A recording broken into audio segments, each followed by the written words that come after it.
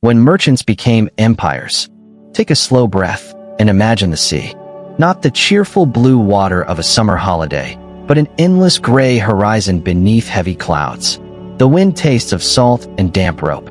Wooden masts groan like tired old trees. Somewhere above, sails snap violently against the sky, while below deck hundreds of barrels creak with every swell. The smell is a mixture of tar, wet timber, smoke, stale bread, and people who have not bathed in several months. Somewhere in the darkness, a rat finds another crumb. Somewhere else, a sailor quietly wonders whether he will ever see home again. Tonight, our story begins here. Not inside a royal palace, not on a battlefield, but aboard a merchant ship where a handful of ambitious men believed they could become richer than kings. It sounds almost ridiculous. After all, merchants sold cloth, spices, wine, or perhaps a few barrels of fish. They did not command armies. They did not rule millions of people. They certainly did not reshape continents. And yet, somehow they did. The East India Companies were among history's strangest inventions. They were businesses. They had shareholders. They paid dividends. They worried about profits, accounting books, warehouse inventories, and shipping schedules. They also built enormous fortresses, raised private armies, declared wars, negotiated treaties, collected taxes, toppled kingdoms, ruled vast territories. If a modern corporation announced tomorrow that it intended to invade another country because quarterly profits looked promising, well, most governments would probably have something to say about that. Back then, it was complicated. Tonight, we will slowly drift through more than 2.5 centuries of ambition, greed, exploration, violence, astonishing wealth, breathtaking courage, and unimaginable suffering. We'll meet sailors who disappeared into oceans no European had ever crossed. Princes who welcomed foreign merchants, never imagining what would follow. Bankers who grew rich without ever leaving their offices. Farmers whose lives changed forever because someone thousands of miles away wanted pepper on dinner. Kings who believed they controlled these companies. And companies that quietly discovered they no longer needed kings very much at all. Because this is not simply the story of spices, or ships, or India. It is the story of how commerce became power, how profit became empire, and how one of history's greatest experiments blurred the line between business and government until almost nobody could tell where one ended and the other began. So settle in. The lantern burns softly. Outside, the waves continue their patient rhythm. Our ship is leaving Europe. The year is almost 1600. The world is about to become much smaller and much more dangerous. Long before Europeans sailed toward Asia, the East already seemed almost mythical. Maps showed dragons. Travelers told impossible stories. Merchants whispered of cities whose markets glittered with silk and gold. Every rumor seemed slightly more unbelievable than the last. There were islands where cloves grew naturally, forests filled with cinnamon, trees that produced nutmeg, gardens overflowing with pepper. Today, pepper sits quietly on restaurant tables, almost forgotten beside the salt. 400 years ago, pepper could be worth astonishing sums. A handful of black peppercorns represented status, luxury, connection to distant worlds. European nobles sprinkled spices over meals not only because they enjoyed the taste, but because everyone else could see they could afford them. Food became a performance. Dinner became an announcement. I am wealthy enough, one expensive spice quietly declared, to purchase something carried across half the planet. The irony, of course, is that many Europeans barely understood where these precious spices actually came from. A merchant in London might know only that pepper somehow arrived through mysterious Eastern markets. Between the forests where the spice grew and the dinner table where it was served stood an astonishing chain of traders. Village merchants, regional markets, Arab sailors, Persian traders, Indian brokers, Ottoman merchants, Venetian middlemen, European wholesalers. Everyone earned a little profit. By the time pepper reached Northern Europe, its price had multiplied many times over. And everyone asked the same obvious question. What if we simply skipped everyone else? Simple question. Very difficult answer. Because reaching Asia meant crossing oceans that Europeans barely understood. Storms could destroy fleets. Scurvy quietly killed crews. Ships vanished without explanation. Navigation remained uncertain. Maps contained hopeful guesses more often than reliable facts. Still, curiosity has always been stronger than comfort, especially when profit is involved. During the 15th century, one kingdom became obsessed with solving this puzzle. Portugal. Small, ambitious, facing the Atlantic Ocean. Under princes like Henry the Navigator, Portuguese sailors pushed farther and farther along Africa's western coastline. Each voyage extended the known world just a little farther. Each expedition returned with better maps, better winds, better understanding, sometimes fewer sailors. Exploration was rarely glamorous. Many voyages achieved little besides proving another stretch of coastline existed. Ships broke apart. Food spoiled. Fresh water turned foul. Disease spread through cramped decks. Captains often had no idea whether land lay 100 miles ahead, or none at all. Imagine sailing into complete uncertainty. No satellite. No radio. No rescue helicopters. No weather forecast. Only stars, wind, instinct, and hope.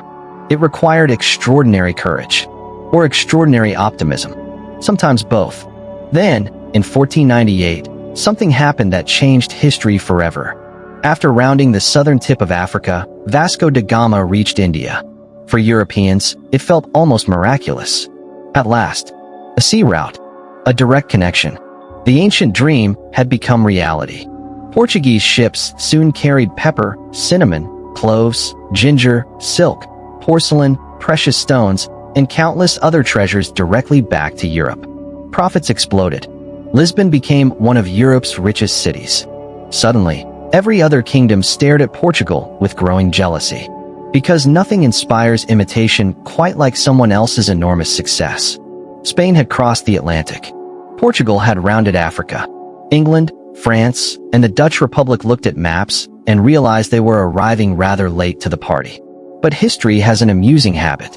Being late does not necessarily mean losing. Sometimes late arrivals study earlier mistakes. Sometimes they build better ships. Sometimes they invent entirely new ways of doing business. And that is precisely what happened. By the late 16th century, England remained far less wealthy than Spain. Its navy was improving. Its merchants were becoming bolder. London itself was changing rapidly. The city's population expanded. Warehouses multiplied. Dockyards buzzed with activity. Banks grew increasingly sophisticated. Insurance slowly developed. Investors began discovering something revolutionary. Risk could be shared. Imagine 20 wealthy merchants discussing a voyage to Asia. One ship might cost a fortune. It might sink. Pirates might capture it. Disease might kill everyone aboard. Few individuals wish to risk their entire fortunes on such uncertainty. But what if each merchant contributed only a small amount? If the expedition succeeded, everyone profited. If disaster struck, no single investor lost everything. Today this seems perfectly ordinary. Stocks, shares, investment funds. Back then, it represented an astonishing innovation. People began investing not simply in cargo, but in possibility. London's coffee houses buzzed with conversation. Merchants exchanged rumors. Captains described foreign ports. Mapmakers sold new charts. Accountants calculated expected profits. Some conversations probably sounded almost identical to modern startup meetings. We have a fantastic opportunity. The market is enormous. Competition exists, certainly, but our strategy is different. We only need investors. One suspects the enthusiasm sounded remarkably familiar. Only instead of software. They were discussing pepper. On the final day of December in the year 1600, England's Queen Elizabeth I signed a document whose importance almost nobody could fully appreciate at the time. Its official name was wonderfully formal. The Governor and Company of Merchants of London Trading into the East Indies. Most people simply called it the East India Company. A royal charter granted these merchants exclusive English trading rights throughout enormous regions stretching eastward toward Asia. Exclusive. One word. Immense consequences. No other English merchants could legally compete there. Monopoly. The Crown expected customs revenue. Investors expected profit. Sailors expected adventure. Nobody expected an empire. At least, not yet. The company itself appeared surprisingly modest. It possessed no vast armies, no colonies, No giant bureaucracy, only determined investors. Ships, dreams, ledgers, warehouse space, and optimism in generous quantities. Its directors likely imagined years of difficult commerce, negotiating prices, purchasing spices, returning safely, selling cargo, repeating the process, reasonable expectations. History, however, rarely remains reasonable for long. The first voyages were incredibly dangerous. Ships departed London carrying silver rather than finished products. Asian merchants generally wanted precious metals, not European cloth. This surprised many investors. Europe imagined itself the center of civilization. Asian markets were unconvinced. Indian textiles often surpassed European fabrics. Chinese porcelain astonished visitors. Steel production, shipbuilding, mathematics, architecture, agriculture. Many Asian societies possessed technologies Europeans admired greatly. Trade, therefore, required humility, or at least enough silver. English ships spent months sailing south, down the Atlantic, past Africa, around the Cape of Good Hope, across the Indian Ocean. Nearly 2 years could pass before investors saw results. Imagine placing your savings into a business, then waiting 24 months to discover whether your ship still existed. Modern shareholders become anxious after quarterly reports. 17th century investors possessed remarkable patience, or perhaps no alternative. Life aboard those vessels tested every human limit. Food gradually deteriorated. Fresh vegetables disappeared quickly. Salted beef became harder than wood. Biscuits frequently contained insects. Water stagnated inside barrels. Scurvy silently attacked gums, muscles, joints. Storms tossed ships like drifting leaves. Sometimes sailors climbed masts hundreds of feet above crashing waves while rain blinded them and wind threatened to throw them into darkness. Every successful voyage felt almost miraculous. Every returning ship represented survival as much as commerce. And when one finally entered the Thames loaded with pepper, London celebrated. Dockworkers hurried to unload cargo. Investors smiled. Warehouse managers counted every sack. Auctioneers prepared sales. The smell alone transformed entire streets. Nutmeg, cinnamon, cloves, pepper, ginger. Aromas carried from tropical forests thousands of miles away now floated through England's chilly air. For many Londoners, these scents represented magic, proof that unimaginable places truly existed. Yet while Europeans congratulated themselves on reaching Asia, Asia scarcely noticed. This often surprises modern readers. European histories sometimes portray these voyages as though continents immediately trembled before arriving ships. Reality proved considerably different. India contained enormous kingdoms, sophisticated courts, magnificent cities, powerful armies, thriving industries, ancient universities, millions upon millions of people. One foreign merchant vessel arriving in an Indian harbor was interesting, perhaps profitable, but hardly earth-shattering. European traders entered an already vibrant commercial world. Arab merchants had sailed these waters for centuries. Indian merchants connected ports across the ocean. Chinese trade networks stretched astonishing distances. Malay navigators mastered regional seas. Commerce flourished long before Europeans appeared. The newcomers were simply newcomers. For now, still, they possessed advantages. Ocean-going cannon, aggressive competition, support from ambitious governments. Most importantly, an unusual willingness to combine commerce with violence. Many Asian rulers viewed trade as one activity among many. European companies increasingly viewed military force as merely another business expense. Need better prices? Send negotiators. If negotiations fail, well, cannons have occasionally proven persuasive. As if that could ever produce complicated consequences. The East India Company soon discovered another truth. Trade depended upon relationships. Local rulers granted permissions. Harbor officials collected duties. Interpreters bridged languages. Bankers financed purchases. Artisans produced goods. Nothing happened alone. European merchants learned local customs. Sometimes poorly. Sometimes respectfully. Sometimes disastrously. Misunderstandings occurred constantly. Gifts became diplomatic necessities. Etiquette mattered enormously. One inappropriate gesture might ruin months of negotiations. Successful company agents therefore became cultural travelers as much as businessmen. They studied languages, observed ceremonies, adapted clothing, learned patience. Occasionally, back in England, meanwhile, something subtle was changing. Investors no longer saw distant oceans merely as dangerous mysteries. They began seeing them as opportunities. Entire industries emerged around overseas trade. Shipbuilders expanded. Rope makers prospered. Sail manufacturers hired more workers. Insurance companies multiplied. Banks refined financial systems. Maps improved. Navigation advanced. The company transformed not only global trade, but English society itself. People who never left London suddenly depended upon events occurring in Indonesia. A harvest in India affected prices in England. Storms near Africa influenced investment returns in Europe. The world slowly knitted itself together. Thread by thread, voyage by voyage, ledger by ledger. But across the North Sea, another nation watched carefully. The Dutch Republic.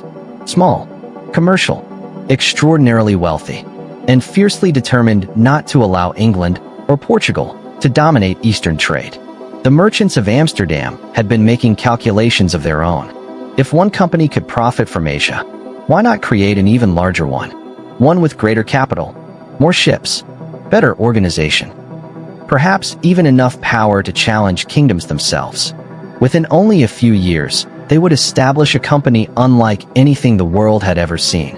A corporation so powerful that historians still debate whether it was truly a business or something altogether stranger. Its initials were simple, VOC, but its ambitions were limitless. And before long, the peaceful dream of buying spices would begin to resemble something far darker. Because fortunes this large are rarely earned without conflict. The sea ahead is growing rougher. The lantern flickers. Our ship sails eastward into waters where merchants will become generals, accountants will finance wars, and corporations will begin behaving like empires. So let the waves carry you onward. The night is still young, and the greatest chapter of the East India Companies has only just begun. Europe's race for Eastern wealth. The sea has a curious way of making every human ambition feel very small. Stand on the deck of a 17th century merchant ship at midnight, and there is almost nothing to see. The stars seem impossibly bright. The waves roll like breathing mountains beneath the hull. Every creak of timber sounds louder than it should. Somewhere in the darkness, another sailor coughs. Someone mutters a prayer in Dutch. Another whispers one in English.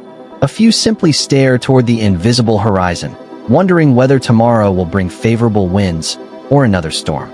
For weeks, sometimes months, the world consists of nothing but water. And yet every man aboard knows that somewhere beyond that darkness lies unimaginable wealth. Not gold lying loose upon beaches, despite the exaggerated stories that filled European taverns. Wealth in Asia was something more practical, more dependable. It grew on trees, bloomed from flowers, and emerged from careful craftsmanship. Pepper vines climbed tropical forests.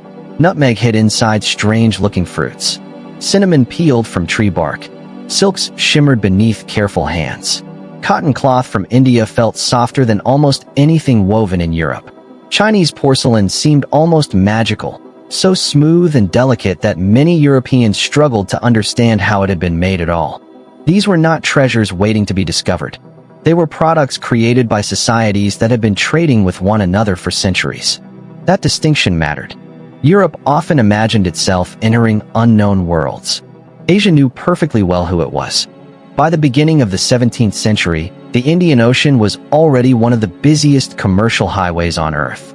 Arab captains sailed predictable monsoon winds with astonishing confidence. Gujarati merchants financed fleets that crossed thousands of miles. Persian traders carried horses, carpets, and silver. Javanese sailors navigated intricate island passages with knowledge inherited over generations. Chinese junks, massive floating cities of wood and sail, dwarfed many European vessels. Commerce flowed with the seasons. When the winds shifted, entire ports seemed to wake from sleep. Warehouses opened. Markets filled. Dockworkers shouted in dozens of languages. Bells rang. Cranes lifted cargo. Account books filled with elegant handwriting. Bargains were struck over tea, over coffee, over elaborate meals where nobody shared the same mother tongue, yet somehow everyone understood the language of profit. It was an old world. Europe was the newcomer. Still, newcomers can be surprisingly disruptive, especially determined ones. The Portuguese had enjoyed their advantage for nearly a century.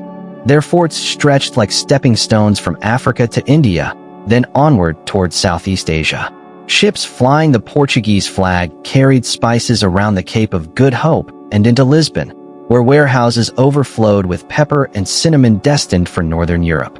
For a while, this seemed unbreakable. After all, Portugal possessed the route, the experience, the forts, the maps, the navigators. But monopolies have a habit of making everyone else restless. The Dutch, perhaps more than anyone, understood this. The Dutch Republic itself was an unlikely success story. Much of its land had been wrestled from the sea through astonishing engineering. Windmills pumped water from reclaimed fields. Canals stitched together prosperous towns. Amsterdam grew into one of Europe's greatest financial centers almost before anyone realized it was happening. Money flowed through the city like water through its canals. Bankers refined methods of lending. Insurance became increasingly sophisticated. Merchants invested in ventures scattered across the globe. Markets buzzed with information. Prices from distant ports could influence conversations before breakfast. If London was ambitious, Amsterdam was relentless. Its merchants did not merely want a share of Asian trade. They wanted to dominate it. In 1602, only 2 years after England chartered its East India Company, the Dutch government approved something even more remarkable: the Verenigde Oostindische Company, mercifully shortened to the VOC. Those 3 letters would become feared across oceans.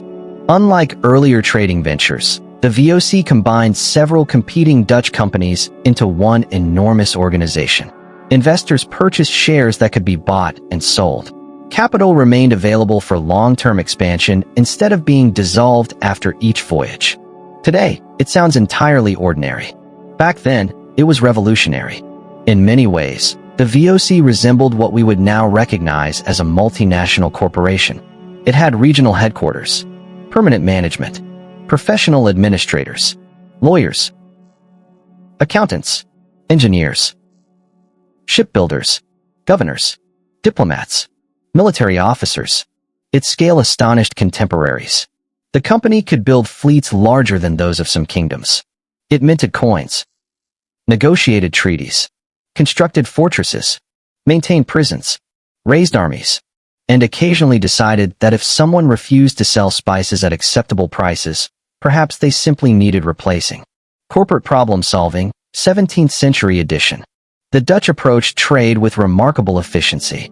Every voyage was carefully planned. Cargoes were calculated with extraordinary precision. Ships carried detailed inventories listing thousands of individual items.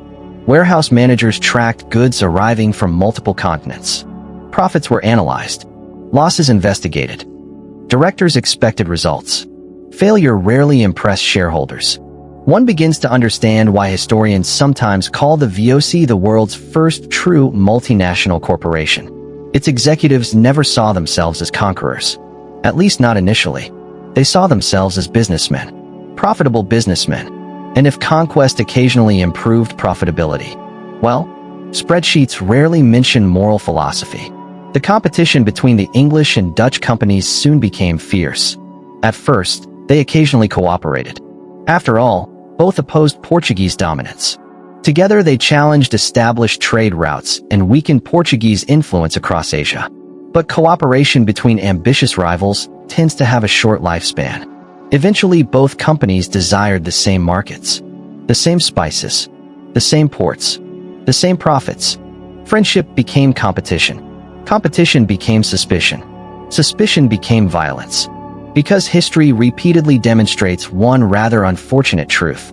If enough money is involved, even accountants become surprisingly enthusiastic about cannons.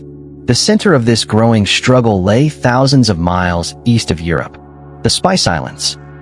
Today they form part of Indonesia. 400 years ago, they represented something almost mythical. Nutmeg grew naturally in only a handful of islands. Cloves flourished in specific volcanic regions. Imagine if all the world's coffee grew naturally in one small valley. Control that valley. Control the market. The Dutch intended precisely that. They established forts, negotiated exclusive agreements, demanded monopolies, destroyed competing plantations. Sometimes they even uprooted spice trees outside their own controlled territories to restrict supply and maintain high prices. Modern economists might admire the market strategy.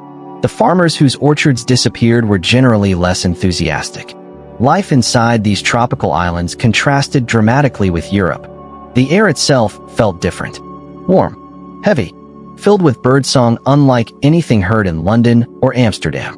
Rain arrived suddenly, drumming upon enormous leaves before vanishing beneath brilliant sunshine. Dense forests stretched across volcanic hills where unfamiliar flowers bloomed in impossible colors. European sailors often described these landscapes with genuine wonder. After months crossing gray oceans, the islands appeared almost dreamlike. But paradise has always depended upon perspective. To local communities, these were homes, fields, sacred places, fishing grounds, family lands. The arrival of heavily armed foreign companies transformed daily life in ways nobody could have predicted. Trade became politics. Politics became occupation. Occupation became violence. Meanwhile, thousands of miles west, another giant quietly watched these developments. The Mughal Empire. If Europe imagined itself powerful, the Mughal emperors possessed every reason to feel genuinely confident. Their empire stretched across much of the Indian subcontinent. Magnificent cities glittered with marble palaces and bustling markets. Agricultural wealth supported one of the largest populations on Earth. Skilled artisans produced textiles so fine that European merchants eagerly filled entire ships with them. The Mughal court radiated confidence. Foreign visitors frequently described ceremonies of breathtaking grandeur. Imagine entering an audience hall where polished marble reflected soft afternoon light. Intricate carvings decorated towering columns. Nobles stood in brilliantly colored robes embroidered with gold thread. Musicians played quietly in distant corners. Fragrant incense drifted through the air. Servants moved almost silently across polished floors. And at the center sat an emperor whose revenues exceeded those of many European kings combined. To Mughal officials, European merchants seemed useful, interesting, sometimes entertaining, but certainly not equals. Not yet. When English representatives sought permission to trade, they approached with elaborate diplomacy. Gifts accompanied requests. Letters bore royal seals. Interpreters carefully translated every sentence. Misunderstanding etiquette could ruin negotiations before they truly began. One English ambassador, Sir Thomas Roe, spent years at the Mughal court attempting to secure favorable trading privileges. He quickly realized something important. The English needed the Mughal Empire far more than the Mughal Empire needed England. Patience became essential. Requests required repetition. Relationships mattered. Success depended less upon military strength than upon diplomacy. For the moment, while diplomats negotiated, ordinary sailors experienced a very different reality. Imagine finally reaching an Indian port after 8 exhausting months at sea. Your clothes are worn thin. Your skin has darkened beneath relentless sunlight. Your hands remain rough from ropes. Then suddenly, land. Palm trees sway above crowded harbors. Fishing boats dart between larger vessels. Bells ring from temples. The call to prayer echoes across the city. Merchants bargain energetically in languages you've never heard before. Ox carts creak beneath enormous bundles of cotton. Elephants lumber through dusty streets carrying timber or stone. Brightly dressed children chase one another past spice stalls whose aromas almost overwhelm the senses.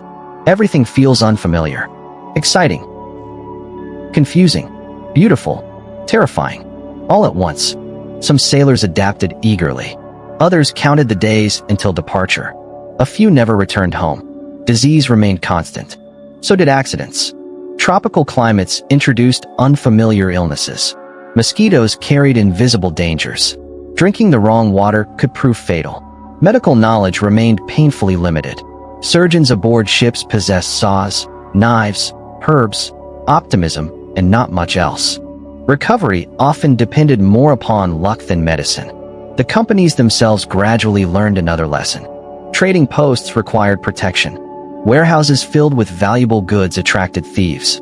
Political instability threatened investments. European rivals lurked nearby, so guards became soldiers. Wooden fences became stone walls. Warehouses evolved into forts. Cannons appeared overlooking harbors. Military expenses quietly entered accounting books.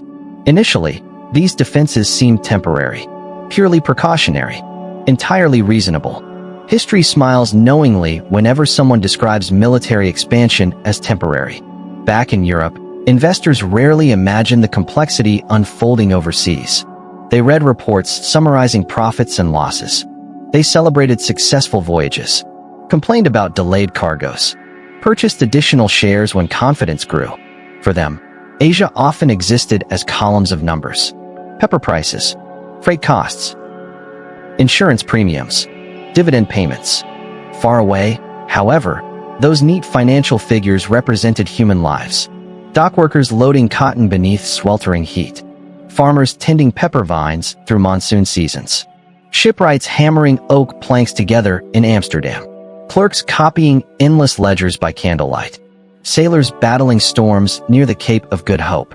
Every percentage point of profit carried thousands of untold stories. As the years passed, one unsettling pattern emerged. The companies became increasingly independent. Kings granted charters. Governments offered support. But the daily decisions belonged to directors sitting around long wooden tables covered with maps, contracts, and account books. Sometimes governments struggled to control them. Sometimes governments relied upon them. Sometimes it became difficult to determine who truly influenced whom. After all, a corporation earning enormous revenues could finance ships, loans, military expeditions, political allies. Money has always possessed a quiet, persuasive power, and the East India Companies accumulated astonishing amounts of it. By the second decade of the 17th century, the race for Eastern wealth had become something far larger than commerce. It was no longer simply about pepper, or cinnamon, or silk. It had become a contest between competing visions of empire. The Portuguese clung to old dominance. The Dutch pursued ruthless efficiency. The English learned patience while quietly expanding their reach.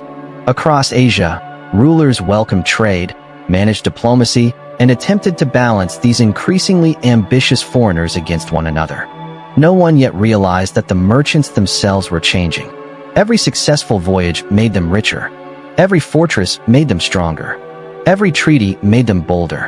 And somewhere, almost unnoticed beneath all the ledgers and shipping manifests, an extraordinary transformation had begun. Businesses were learning how to rule. In our next chapter, we'll follow the Dutch VOC as it builds the closest thing the world had yet seen to a corporate empire, where shareholders in Amsterdam could unknowingly influence the fate of islands half a world away, and where the pursuit of monopoly would leave scars that endured for centuries. The wind freshens. The stars drift slowly overhead, and our ship continues east, toward the fragrant islands where the price of a single spice could be measured not only in silver, but in blood. The Dutch VOC, when a company became a kingdom. Morning arrives slowly over the Indian Ocean. The first light does not burst across the horizon.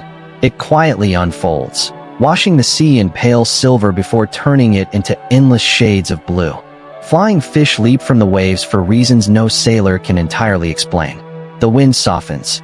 The sails stop straining quite so violently. Somewhere on deck, a bell rings to mark another watch. Men emerge from cramped sleeping spaces, rubbing tired eyes, stretching stiff backs, and preparing for yet another day surrounded by water. After months at sea, even the smallest change feels miraculous. A single bird overhead, a floating branch, a different smell carried by the wind. Experienced sailors know what these signs often mean. Land is near. For many Dutch crews during the early 17th century, that land meant opportunity beyond imagination, or danger beyond calculation. Usually both. The Dutch East India Company, the VOC, did not set out merely to participate in the spice trade. It intended to master it. The directors back in Amsterdam understood something that would shape the company's entire future. Buying spices was profitable. Controlling where spices could be bought was vastly more profitable. There is an important difference. A merchant waits for the market. A monopoly creates the market. And the VOC gradually became obsessed with monopolies. Pepper, cloves, nutmeg, mace, cinnamon. If a spice could be monopolized, someone inside the company was already calculating how. This required much more than ships. It required geography. The directors filled tables with maps. Cartographers updated coastlines every year as explorers returned with better measurements. Clerks copied reports from captains describing currents, reefs, islands, fresh water, friendly villages, hostile ports, and profitable harbors. Knowledge itself became a valuable cargo, sometimes more valuable than the spices. One location soon captured nearly all their attention: the Banda Islands. Today, these tiny volcanic islands appear peaceful, scattered across the blue waters of Indonesia. 400 years ago, they were among the most valuable places on Earth, because they possessed something almost absurdly rare: nutmeg. Not everywhere. Not across Asia. Not throughout the tropics. Only here. One small group of islands produced nearly the entire world's supply. Imagine discovering that every computer chip on Earth could only be manufactured in one small town. Whoever controlled that town would possess extraordinary influence. The Banda Islands represented something very similar. Nutmeg was treasured throughout Europe. People believed it could preserve food, improve health, fight disease, and even protect against plague. Some of those beliefs proved wildly optimistic. But optimism can be wonderfully profitable. Demand remained enormous. Prices soared. Everyone wanted nutmeg, especially the VOC. The Bandanese people had traded nutmeg for generations before Europeans arrived. They were experienced merchants. Independent communities governed themselves through local leaders. Arab traders visited regularly. Asian merchants came and went with the changing monsoon winds. Commerce formed part of everyday life. The arrival of Europeans seemed, at first, simply another opportunity. One more customer. One more distant market. The Bandanese expected to continue selling their harvest to whichever buyers offered the best prices. This made perfect sense. Competition benefits the seller. The Dutch disagreed. Competition reduced profits. Therefore, competition had to disappear. The difference between those two viewpoints would prove catastrophic. At first, the VOC attempted diplomacy. Company representatives negotiated treaties. They offered gifts, made promises, requested exclusive contracts. Some local leaders signed agreements. Others refused. Many interpreted the documents differently from the Europeans. Language barriers complicated everything. Concepts of ownership differed. Political authority worked differently. What the Dutch viewed as permanent legal agreements, many island communities understood as flexible arrangements subject to future negotiation. Misunderstandings slowly evolved into frustration. Frustration became suspicion. Suspicion eventually reached violence. History has seen this pattern many times. It rarely ends peacefully. The company's headquarters in Asia eventually settled in a city that would become its beating heart: Batavia. Today we know it as Jakarta. When the Dutch arrived, the area already contained settlements and thriving regional trade. The VOC transformed it into something entirely different. Batavia became the company's capital, its administrative center, its fortress, its warehouse, its naval base, its financial headquarters. Imagine approaching the city by sea. Long before reaching shore, you would see defensive walls rising from the coastline. Cannons lined the fortifications. Warehouses stretched along busy docks where ships from Africa, India, China, Japan, Persia, Arabia, and Europe crowded together. The harbor sounded like the entire world speaking at once.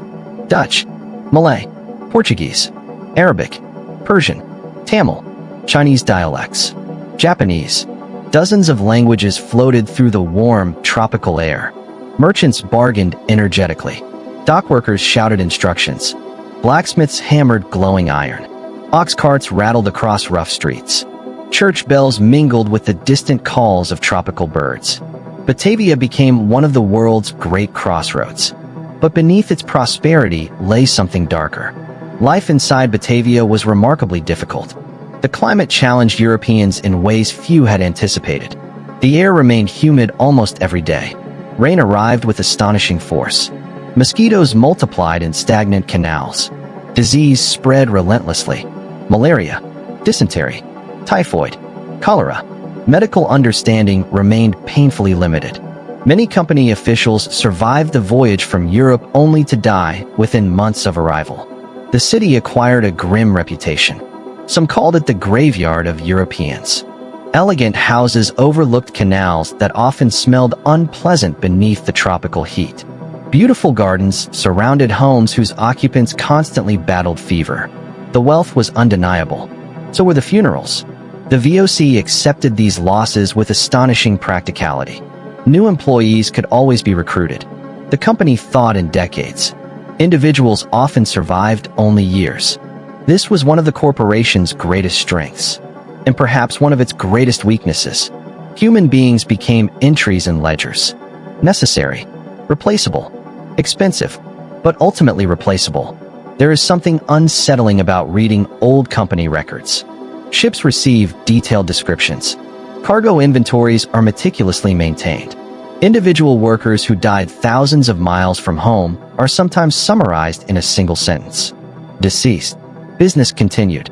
Back in Amsterdam, shareholders eagerly awaited annual reports. The Dutch Stock Exchange buzzed with excitement whenever news arrived from Asia. Imagine the atmosphere. A merchant rushes into the city carrying fresh letters from arriving ships. Rumors spread before official announcements appear. Pepper harvests exceeded expectations. One fleet returned safely. Another disappeared. Nutmeg prices climbed. Clove supplies fell. Investors hurried through narrow streets discussing profits. Shares rose. Shares fell. Fortunes changed. Modern financial markets often feel astonishingly familiar when compared to these scenes. Only instead of smartphones, information traveled by sailing ship. Instead of minutes, news required months. Patience remained mandatory. The VOC became so wealthy that its influence extended far beyond commerce. Artists painted portraits of successful directors dressed in magnificent black clothing with elaborate lace collars. Large houses appeared along Amsterdam's elegant canals. Collectors filled rooms with Chinese porcelain, Persian carpets, Japanese lacquerware, Indian textiles, exotic shells, maps of distant oceans. Global trade reshaped European taste. A wealthy Dutch household quietly displayed the entire world. Visitors admired imported tea while seated upon furniture crafted from tropical hardwoods beneath paintings financed by overseas commerce. The age of Dutch art flourished partly because global trade generated extraordinary wealth. Behind every elegant still life painting showing imported lemons, silver cups, and expensive spices lay an immense network stretching across continents. Beauty often has complicated origins. Not everyone prospered equally. Thousands of ordinary sailors endured brutal conditions. VOC ships were impressive engineering achievements. They were also floating hardships. Crew members slept in crowded spaces with little privacy. Food deteriorated steadily during long voyages. Salted meat, hard biscuits, dried peas, occasionally cheese. Fresh fruit disappeared almost immediately. Scurvy haunted every expedition. The disease began quietly. Fatigue, bleeding gums, loose teeth, painful joints, eventually death. Today we know the cause was vitamin C deficiency. Back then, explanations ranged from bad air to divine punishment. Knowledge often arrives too late for those who need it most. Storms remained equally terrifying.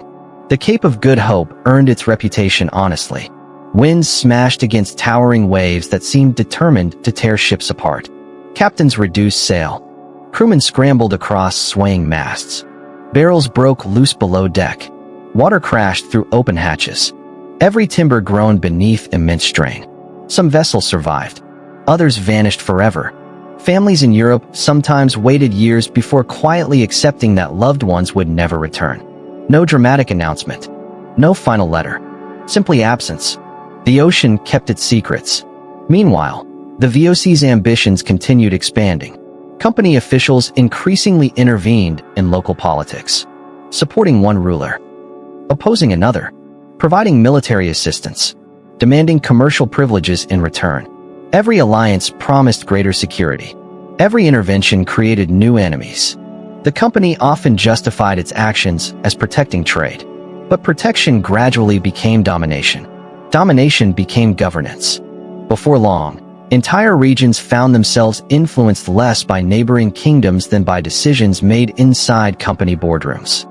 The transformation happened so slowly that many scarcely noticed, until it became impossible to ignore. No figure embodied this transformation more than Jan Pieterszoon Cohen. Cohen was brilliant, determined, fearlessly ambitious. He believed absolutely that the VOC should control Asian trade through whatever methods proved necessary. Negotiation if possible, force if required. His philosophy was brutally simple. Trade followed power. Therefore, power must come first. As Governor General, Cohen expanded Batavia into the company's capital and relentlessly pursued monopoly. To him, compromise appeared dangerously inefficient. His legacy remains deeply controversial. Some viewed him as a visionary administrator. Others remembered unimaginable violence. Both descriptions contain truth. History rarely offers uncomplicated heroes. In 1621, Cohen turned his attention once again toward the Banda Islands. The Bandanese continued selling nutmeg to multiple buyers. English merchants remained active. Local leaders resisted complete Dutch control. For Cohen, this situation had become unacceptable. The campaign that followed ranks among the darkest episodes in corporate history. Dutch forces attacked the islands. Many Bandanese were killed. Others fled. Communities that had existed for generations were shattered. Large portions of the surviving population disappeared through execution, starvation, enslavement, or displacement. Afterward, the VOC reorganized the islands. Dutch plantation owners received land. Enslaved laborers were brought from elsewhere to cultivate nutmeg. Production resumed. Profits recovered. Shareholders in Amsterdam likely celebrated improved returns. Few fully understood the human cost hidden behind the numbers. Even fewer asked. It is one of history's great ironies. People sprinkled nutmeg over desserts in comfortable European dining rooms, while entire communities thousands of miles away had been destroyed to guarantee its supply. Luxury often conceals distant suffering, sometimes by accident, sometimes deliberately. The spice itself carried no memory. The ledgers recorded only quantities, not grief. The English watched these developments with growing concern. Relations between the English East India Company and the VOC deteriorated steadily. Each accused the other of violating agreements, harassing merchants, interfering with trade. Occasionally matters escalated dramatically. One infamous incident occurred in 1623 at Amboina, where Dutch authorities arrested, tortured, and executed several English traders along with Japanese mercenaries, accusing them of conspiracy. Whether the alleged plot truly existed remains debated. Its consequences did not. England never forgot. For decades afterward, Amboina became a rallying cry against Dutch cruelty. Trust evaporated. Commercial rivalry hardened into national hostility. Trade wars increasingly resembled actual wars. Yet despite its immense wealth, the VOC faced a problem common to every expanding empire. Success created new responsibilities. More forts required more soldiers. More soldiers required more supplies. More ships demanded more maintenance.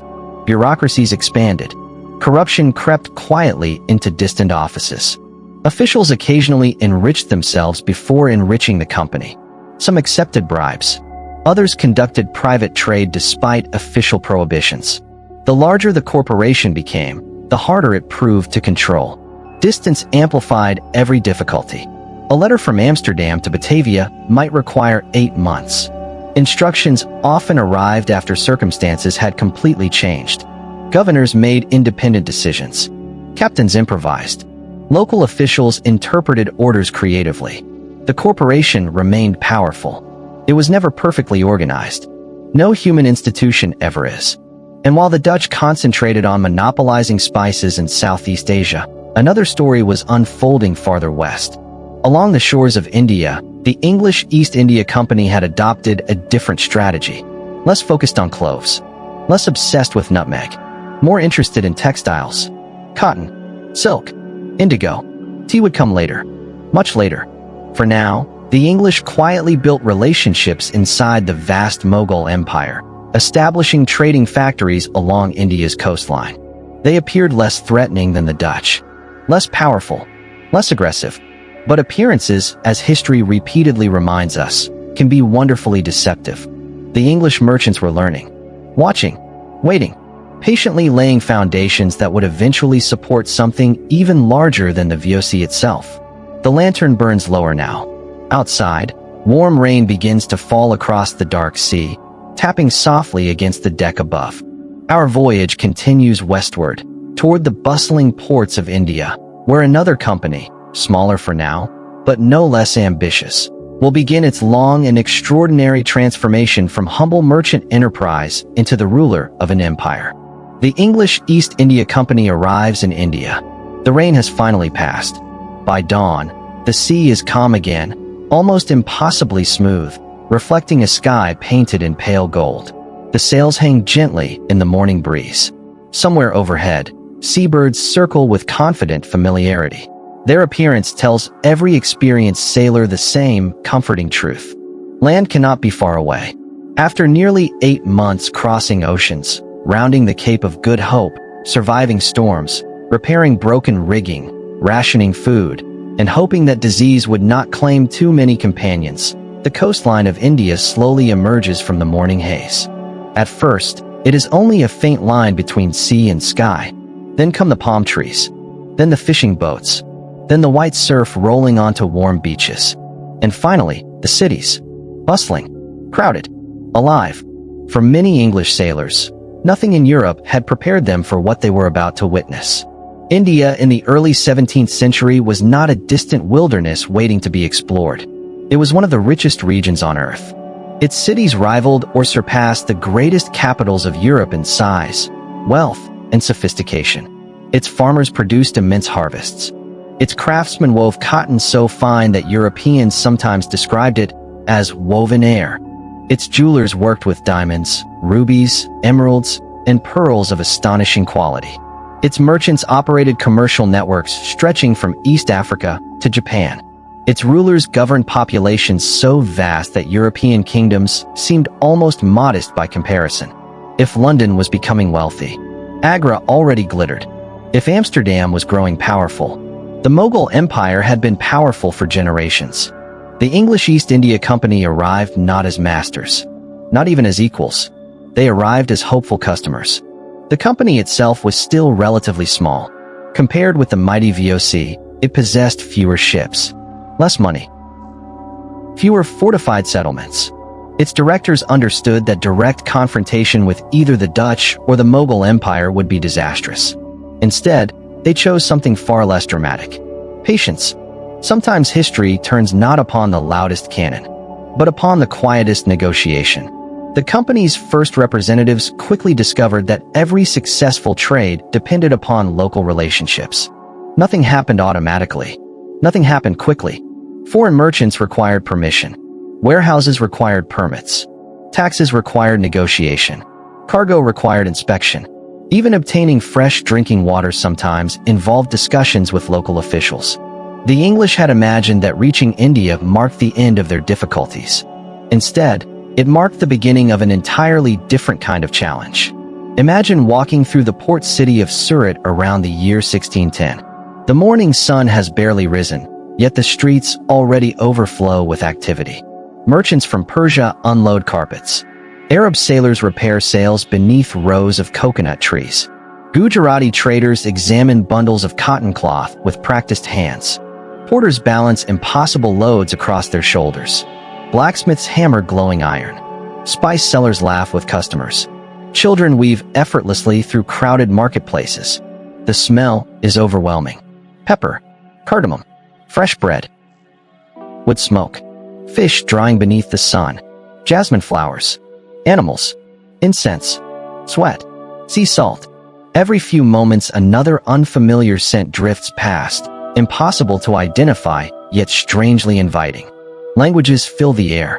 Gujarati, Persian, Arabic, Portuguese, Turkish, Hindi, Tamil, Armenian, and now, English, though spoken rather uncertainly.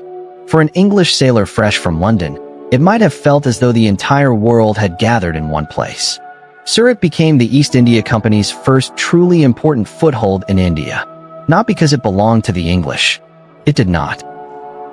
It remained firmly under Mughal authority. That distinction mattered enormously. The company rented, requested, negotiated. Its warehouses, known as factories, were not industrial buildings as we understand today. The word came from factor, meaning a commercial agent. These factories functioned as trading houses, warehouses, offices, living quarters, banks, meeting places. Within their thick walls, clerks carefully copied ledgers while interpreters translated contracts into multiple languages. Merchants inspected textiles beneath open courtyards filled with sunlight.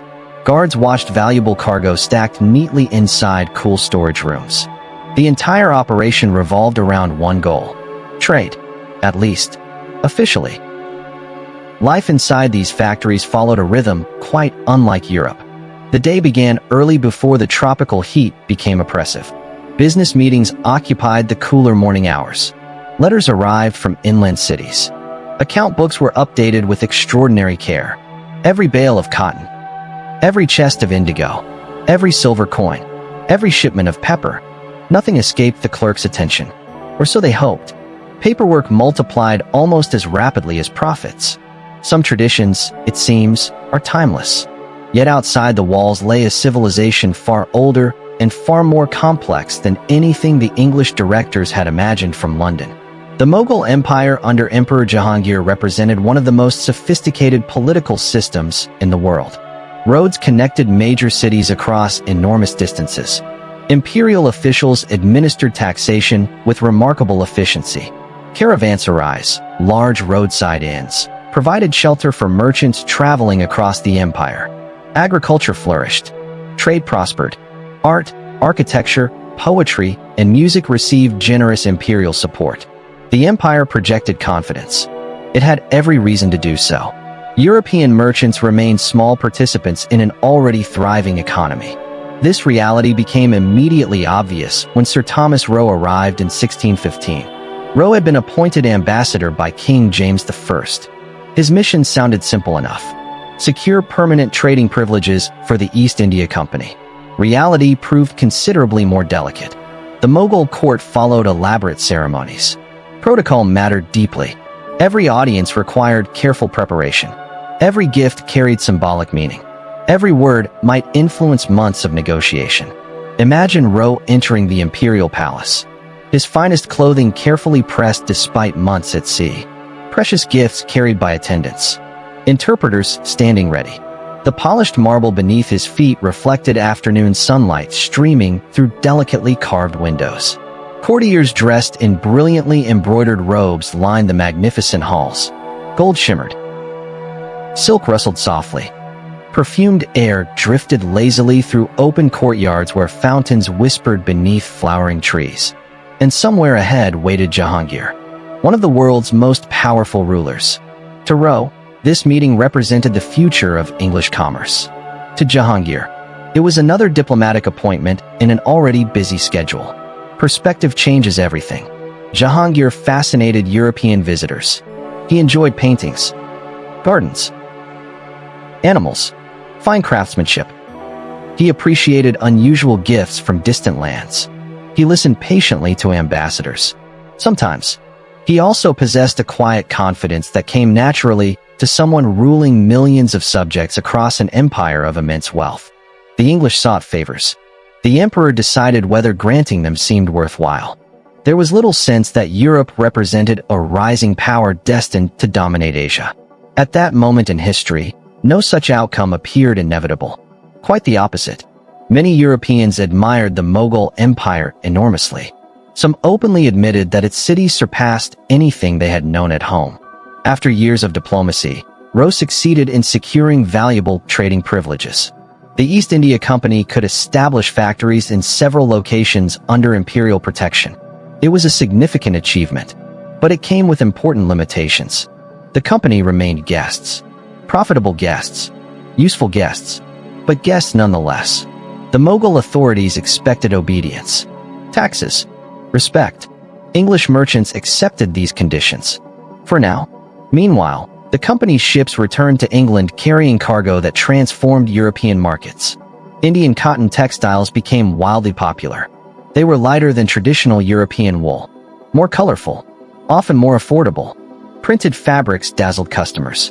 Fine muslins seemed almost impossibly delicate. Women and men across Europe eagerly purchased Indian cloth despite complaints from domestic textile producers. Fashion, much like profit, tends to ignore national boundaries. Before long, English homes contained curtains woven in India, tablecloths woven in India, clothing made from Indian cotton. The empire had not yet come to Britain. Its fabrics certainly had. The demand appeared endless. Each successful voyage encouraged greater investment. More ships departed London. More warehouses appeared in India. More clerks copied more contracts. More sailors crossed increasingly familiar oceans. The East India Company slowly expanded. Not dramatically, not violently, simply, steadily, like roots spreading quietly beneath the ground. Every expansion required trust. The company depended upon Indian bankers for loans, upon local merchants for supplies, upon skilled weavers for textiles, upon interpreters for communication, upon craftsmen to repair ships, upon farmers to grow indigo. Commerce connected people who otherwise shared almost nothing. Different languages, different religions, different customs, different foods. Yet everyone understood careful accounting. Silver remained wonderfully multilingual. The daily life of English company servants reflected this cultural mixture. Some adopted Indian clothing better suited to the climate. Heavy European wool proved miserable beneath tropical sunshine. Loose cotton garments felt infinitely more sensible. Many learned Persian, the administrative language of the Mughal court. Some developed close friendships with Indian merchants. Others married locally, shared meals, adapted habits, built lives that blended two very different worlds. The rigid separation often imagined in later centuries had not yet fully formed. Boundaries remained surprisingly flexible. People adjusted, borrowed, learned, forgot, remembered. History is rarely as neatly divided as textbooks suggest. Not everyone embraced these changes. Some company officials worried that employees were becoming too Indian. Letters arrived from London reminding servants to maintain English customs. One imagines the response. Certainly, perhaps thought one exhausted merchant while wiping sweat from his forehead in 40-degree heat. I shall immediately put on my heavy wool coat. Human practicality usually wins such arguments. Eventually, the company also faced constant competition. Portuguese traders remained active. Dutch merchants dominated many spice routes. French commercial ambitions slowly emerged. Armenian merchant families maintained extensive networks across Asia. Indian trading houses possessed generations of experience. Success depended less upon military strength than reliability. Could the company deliver payment? Would ships arrive on time? Were contracts honored? Trust became one of the corporation's most valuable assets. Lose trust, lose business. It was as simple as that. Back in London, however, attitudes slowly shifted. The directors examined financial reports with growing excitement. India offered opportunities beyond spices. Cotton, silk, saltpeter, indigo, opium. Tea would eventually reshape global commerce. But even without tea, the company's future appeared extraordinarily promising. Investors noticed. Shares gained value. Political influence expanded. Successful directors became wealthy men. Very wealthy men. Success attracts attention, especially royal attention. Kings appreciated prosperous companies. Prosperous companies paid taxes and occasionally provided convenient loans. Governments and corporations began drawing ever closer together. Each needed the other, at least for the moment. Yet beneath all this commercial success lay a quiet transformation. Every factory required guards. Every warehouse stored increasingly valuable cargo. Every successful trading post justified stronger defenses. Walls grew thicker. Cannons multiplied. Soldiers became permanent employees rather than temporary escorts. The changes appeared sensible, practical, almost invisible. No one announced, "Today we begin building an empire." Instead, someone approved funding for additional guards. Someone ordered another cannon. Someone expanded a wall. One reasonable decision followed another. History often disguises its turning points beneath ordinary paperwork. As evening settles over Surat, lanterns begin glowing across the harbor. Ships rock gently against wooden piers. Some prepare to sail west toward Africa and England. Others wait for favorable monsoon winds. The air cools slightly. Merchants close their ledgers. Dockworkers return home. Somewhere within the company's factory, a young clerk carefully finishes copying another page of accounts before blowing out his candle.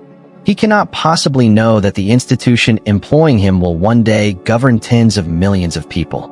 To him, it is merely a trading company, a respectable business, perhaps a place to earn a fortune before returning home. History, however, has begun writing a very different future. Because while the English patiently negotiated in India, rival powers continued fighting across the seas. Soon, commerce alone would no longer satisfy anyone. The struggle for spices, textiles, ports, and influence would spill beyond markets and into battlefields. The merchants would tighten their sword belts. The accountants would begin calculating the cost of war. And the East India Company would take another quiet step toward becoming something the world had never seen before. Our ship remains at anchor for tonight. The tide is turning, and with tomorrow's wind, we will sail into an age where trade and warfare become almost impossible to tell apart. Spice wars, forts, and the business of cannons. Night settles gently over the harbor. The last merchants have folded away their account books. Lanterns sway from the rigging of anchored ships, each tiny flame reflecting across the dark water like a second sky. Somewhere in the distance, a temple bell rings. A muezzin's evening call drifts across the city. Waves lap softly against wooden hulls worn smooth by thousands of miles at sea. For a few quiet hours, everything appears peaceful. Ships rest. Markets sleep. Even the cannons along the fort walls sit silently beneath the moonlight. But appearances, as history repeatedly reminds us, can be wonderfully misleading. Because beneath this calm surface, the world's greatest trading companies are preparing for war. Not because they particularly enjoy war. War is expensive. Ships sink. Cargo burns. Investors become nervous. Dividends disappear. No respectable company wishes to lose money. The trouble is, sometimes executives convince themselves that fighting today will produce greater profits tomorrow. It is a remarkably old calculation, and an astonishingly dangerous one. By the middle of the 17th century, the Indian Ocean had become something unlike anything the world had seen before. For centuries, merchants had sailed these waters with relatively limited naval conflict. Certainly, there had been piracy, local rivalries, and occasional warfare. No ocean has ever been entirely peaceful. But now a new kind of competition had arrived. Companies. Not kingdoms. Not empires. Companies. Organizations whose official purpose was commerce now maintained fleets of heavily armed ships. They employed admirals, artillery officers, engineers, military architects, marines. One could almost imagine a board meeting in Amsterdam or London. The quarterly spice profits look excellent. Wonderful. We may also need 6 additional warships. Naturally, European merchant vessels no longer resembled simple cargo ships. Many carried dozens of cannons. The East Indiamen, as they became known, were floating fortresses. Their hulls were enormously thick, built from sturdy oak capable of surviving both violent storms and enemy fire. Rows of cannon ports lined each side. Below deck lay barrels of gunpowder stacked beside cargo worth fortunes. Pepper beside explosives. Silk beside cannonballs. Nutmeg beside muskets. It was an unusual combination, though increasingly common. Life aboard these ships remained exhausting. Imagine waking before sunrise. The air below deck is thick and stale. Hammocks hang so closely together that climbing out without disturbing your neighbor becomes a small daily achievement. Breakfast consists of hard biscuit and perhaps salted meat if supplies remain generous. Fresh fruit has long since disappeared. Fresh bread is only a memory. Then begins another day of work. Cleaning decks, repairing sails, maintaining rigging, checking cannon, pumping water from the bilge. Everything aboard requires constant attention. Salt water corrodes. Wood rots. Rope frays. Neglect even one task, and the sea quickly notices. Training with artillery became routine. Merchant crews practiced loading cannon until every movement became instinctive. Swab the barrel. Load powder. Insert wadding. Push home the cannonball. Prime the touch hole. Run the gun outward. Aim. Fire. The explosion filled the ship with deafening thunder. Smoke drifted across the deck, carrying the sharp smell of burned sulfur. Recoil hurled the cannon backward with frightening force. An inexperienced crewman standing in the wrong place could be crushed instantly. Even practice carried risks. Real battle proved infinitely worse. The Portuguese discovered this long before anyone else. For nearly a century, they had defended their trading empire through a chain of powerful fortresses stretching across the Indian Ocean.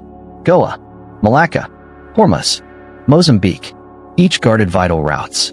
Each projected Portuguese authority far beyond Europe's shores. Their strategy had seemed brilliant. Control the ports. Control the trade. The Dutch and English carefully observed this model. Then they copied it, only on a larger scale. Every successful trading post eventually demanded stronger defenses. At first, a wooden fence seemed sufficient. Then came a watchtower, a few small cannon, additional guards, stone walls, moats, barracks, workshops, powder magazines. Soon the factory looked remarkably like a castle. The explanation always sounded reasonable. We're merely protecting our investment. No doubt they believed it. History has heard similar explanations many times. The architecture of these forts reflected their changing purpose. Medieval castles had been built to resist ladders and arrows. 17th century forts faced cannon. High walls became dangerous. Artillery smashed them too easily. Instead, engineers designed lower, thicker walls shaped into enormous stars. Angular bastions projected outward so defenders could fire along every approach. Moats surrounded the outer defenses. Earth absorbed impacts better than stone. Mathematics now shaped military architecture. Geometry became survival. One of the finest examples appeared at Fort St. George. Built by the English in Madras during the 1640s, it began modestly enough. A warehouse, some offices, living quarters. Gradually walls expanded. Cannons multiplied. Merchants lived alongside soldiers. Clerks copied invoices while artillerymen cleaned muskets only a few rooms away. The line separating commerce from warfare grew increasingly difficult to identify. Inside these fortified settlements, daily life developed its own peculiar rhythm. At sunrise, guards opened the gates. Merchants entered carrying samples of cotton, spices, dyes, silk, and precious stones. Clerks weighed goods with remarkable precision. Scribes translated contracts. Local brokers negotiated prices. Ship captains argued over cargo space. Meanwhile, above the marketplace, soldiers walked the walls with loaded muskets. Business continued beneath the watchful eyes of cannon. Normality adapted itself to danger. Humans possess an extraordinary ability to accept unusual circumstances once they become routine. The greatest enemy, however, was not always another company. Pirates haunted these waters. Some operated independently. Others quietly enjoyed unofficial support from governments eager to weaken rivals without formally declaring war. Privateers complicated matters even further. These were privately owned vessels legally authorized by their governments to attack enemy shipping during wartime.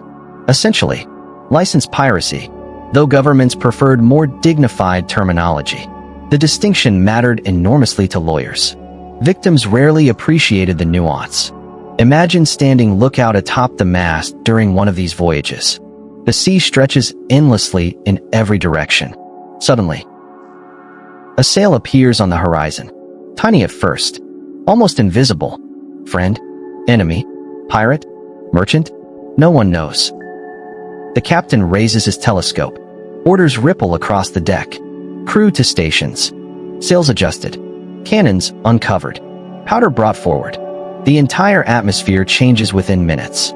Sometimes the distant ship quietly continues another direction. Sometimes flags reveal friendly identity. Occasionally, neither happens. Naval battles unfolded slowly compared to modern warfare. Ships maneuvered carefully, seeking favorable wind. Captains attempted to cross enemy bows or sterns where cannon could inflict maximum damage. Hours might pass before the first shot. Then suddenly, thunder. Flashes of orange flame erupted along wooden hulls. dense smoke rolled across the water until visibility nearly vanished. Splintered timber became one of the deadliest weapons aboard. A cannonball striking thick oak sent razor-sharp fragments flying through crowded gun decks. Many sailors died not from the iron shot itself, but from exploding wood.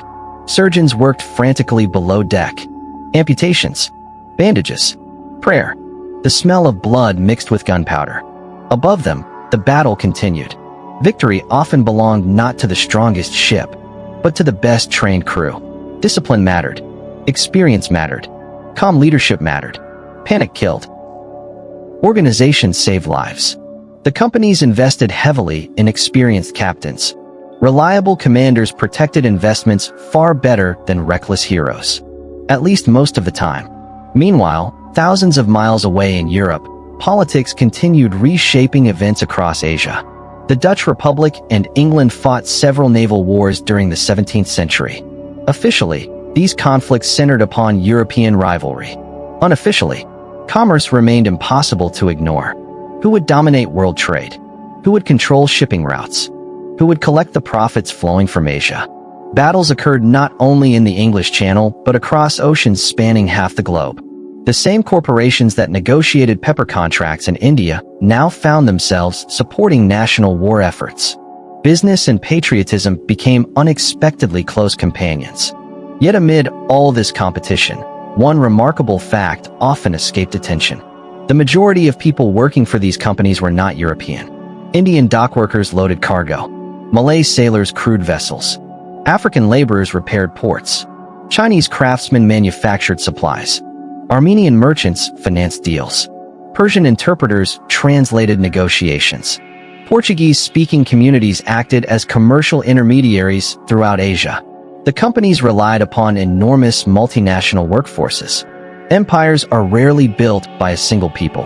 They depend upon countless individuals whose names seldom appear in history books. Consider the ordinary ship carpenter. He wakes before dawn, inspects every beam, listens carefully for unfamiliar creaks. A loose plank ignored today might become a deadly leak during tomorrow's storm. His work receives little glory. No portraits celebrate him. No statues commemorate careful maintenance. Yet without skilled carpenters, entire fleets would quietly sink. History often remembers generals while forgetting the people who kept the ships afloat. Or think of the Indian textile weaver. For generations, her family has produced exquisite cotton cloth. She never visits Europe, never sees London, never hears debates inside Parliament. Yet her work influences fashion thousands of miles away.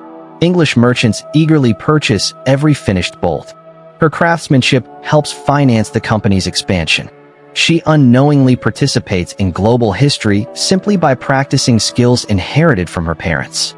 Globalization existed long before the word itself. As decades passed, the English East India Company slowly recognized something the Dutch had already learned. Military strength attracted commercial opportunities. Local rulers occasionally requested assistance against rivals. The company supplied muskets, artillery, soldiers, naval support. In return, commercial privileges expanded. Taxes decreased. Land grants appeared. Each agreement seemed practical, temporary, limited. But temporary arrangements have an amusing tendency to become permanent, especially when profitable.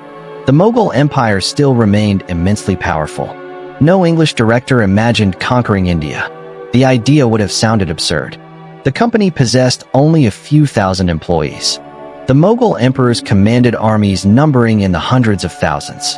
The balance of power appeared obvious. Yet history rarely moves in straight lines. Great empires sometimes weaken slowly, almost invisibly. Internal struggles emerge. Regional governors gain independence. Succession disputes divide courts. Economic pressures accumulate. At first, the changes seem minor. Then, one day, everyone realizes the world has quietly transformed. The East India Company would be waiting when that moment arrived. Patient, organized, increasingly well-armed. As the 17th century draws toward its close, the merchants look less like merchants than ever before. Their warehouses resemble fortresses. Their ships resemble warships. Their clerks calculate military expenses alongside spice prices. Their governors negotiate treaties while commanding soldiers. The transformation is not complete, but it is unmistakable. A corporation created to buy pepper has begun learning the language of empire.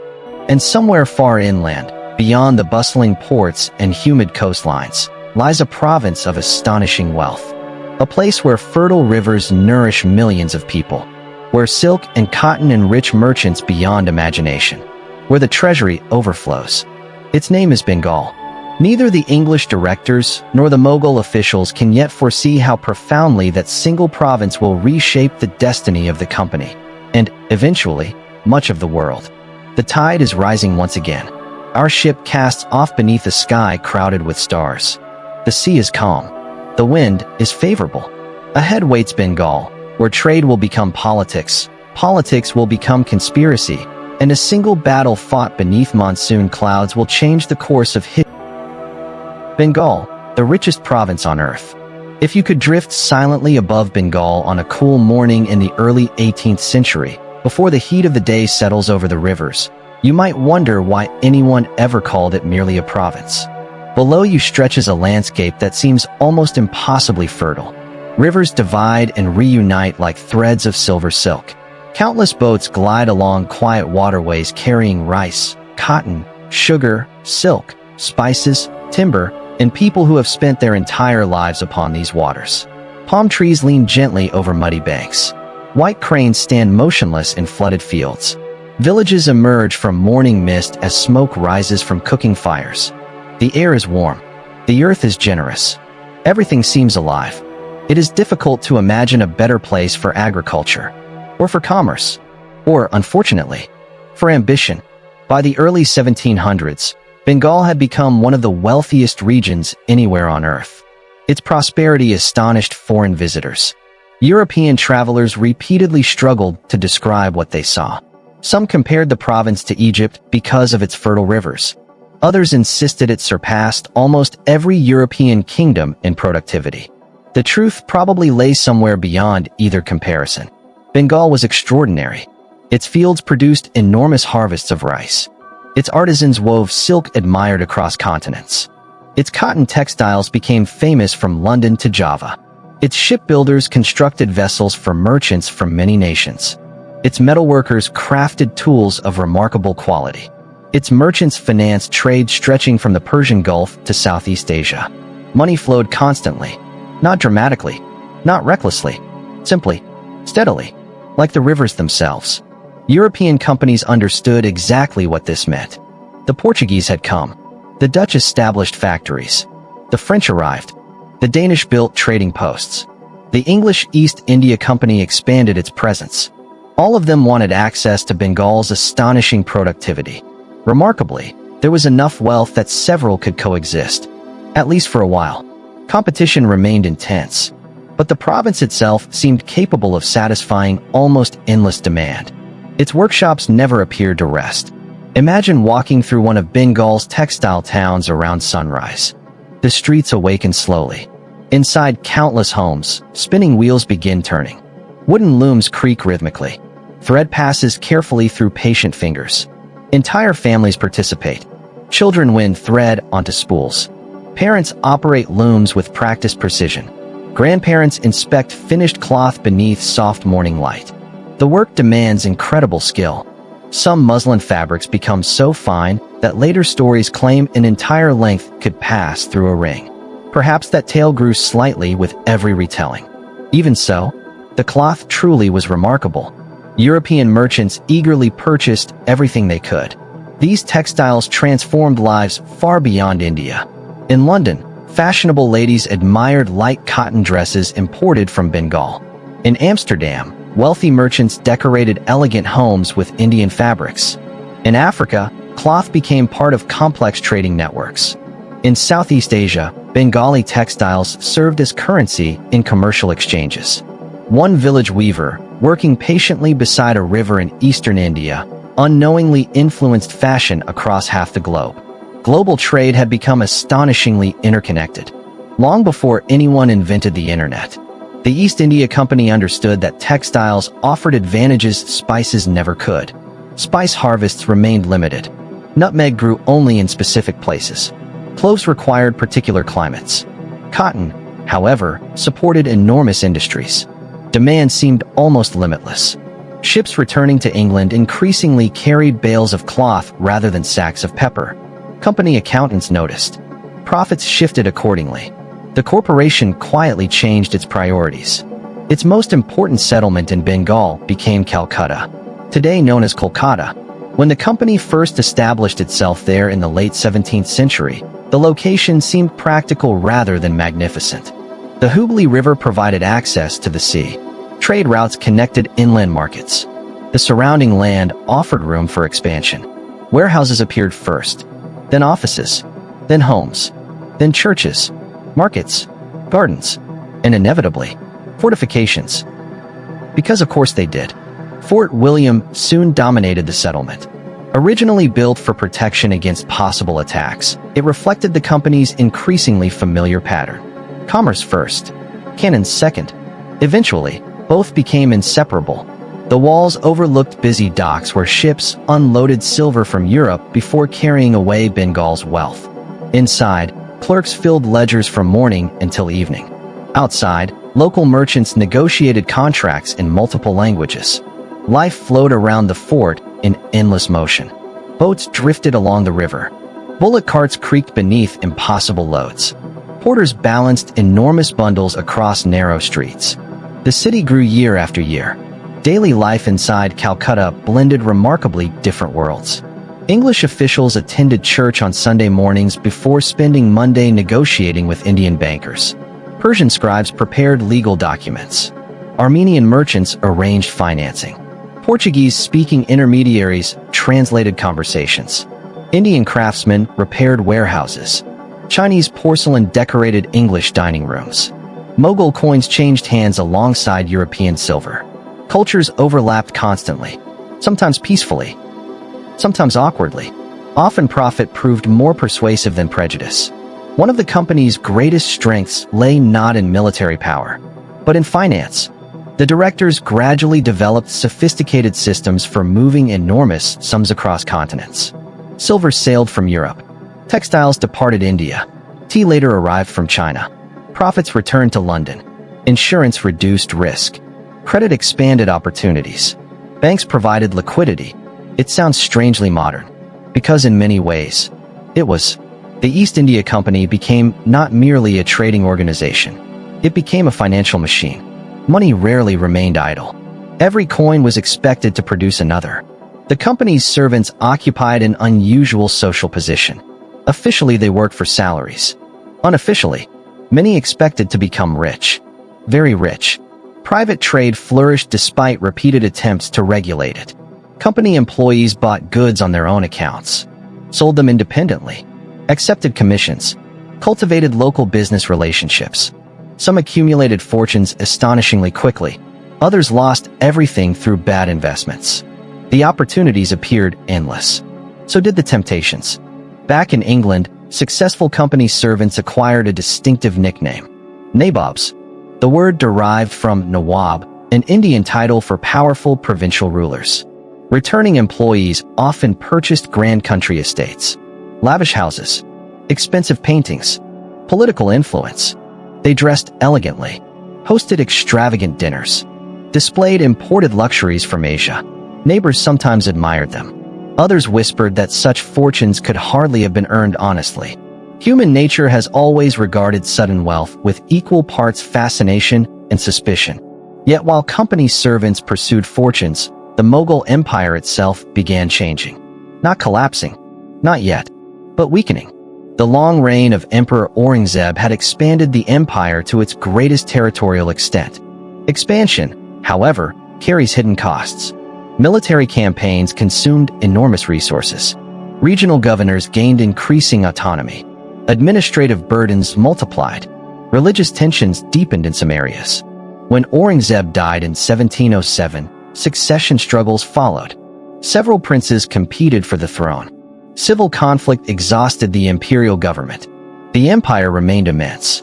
Its confidence slowly faded. History often resembles an ancient tree. From a distance, it appears solid and unchanging. Only when standing nearby do you notice small cracks in the bark. A dying branch. Roots beginning to weaken. The Mughal Empire still inspired awe. Foreign visitors still admired its wealth. Yet beneath the surface, provincial governors increasingly acted independently. Local alliances shifted. Political certainty gave way to negotiation. The East India Company watched carefully. Very carefully. The company had no grand plan to conquer Bengal. That would have seemed almost impossible. Instead, its directors sought security. Reliable trade. Predictable taxes. Protected warehouses. Safe shipping. Reasonable goals. But political instability complicates reasonable goals. Suppose one governor grants favorable trading rights. Then another replaces him. Should previous agreements remain valid? Suppose local officials demand higher customs duties. Should the company pay? Negotiate? Refuse? Every decision carried consequences. Small commercial disputes gradually became political disputes. Political disputes sometimes required armed escorts. Armed escorts became permanent garrisons. The pattern repeated itself with remarkable consistency. Meanwhile, Calcutta continued expanding. European architecture appeared beside traditional Bengali homes. Wide verandas helped combat the tropical heat. Gardens flourished beneath monsoon rains. Markets overflowed with fish, rice, vegetables, fruits, spices, silk, cotton, and goods arriving from every direction. Visitors often remarked upon the city's energy. Everything seemed in motion. Everything seemed connected. The Hooghly River served as its great highway. Hundreds of boats crowded its waters each day. Some carried grain, others silk, others passengers, others messages. The river rarely slept. Life for ordinary people remained shaped less by global politics than by seasonal rhythms. The monsoon determined harvests. Floods enriched fields while occasionally destroying homes. Fishing communities followed ancient routines. Farmers watched the skies. Artisans measured time through completed orders rather than imperial decrees. Empires rose and fell above them. Rice still needed planting. Children still needed feeding. Boats still required repairing. Daily life possesses remarkable persistence. Yet beneath that ordinary routine, enormous wealth accumulated. Bengal generated revenues that astonished Europeans. Some later estimates suggest its economy rivaled or exceeded many entire European kingdoms. The exact numbers remain debated. The impression does not. Visitors consistently described extraordinary prosperity. Where wealth gathers, attention follows. Where attention gathers, competition intensifies.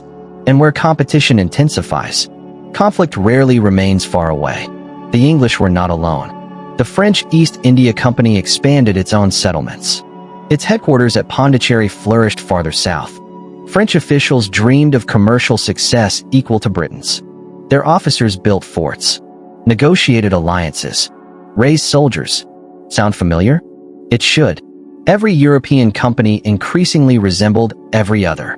Merchants carrying muskets, accountants funding artillery, directors discussing diplomacy alongside dividends.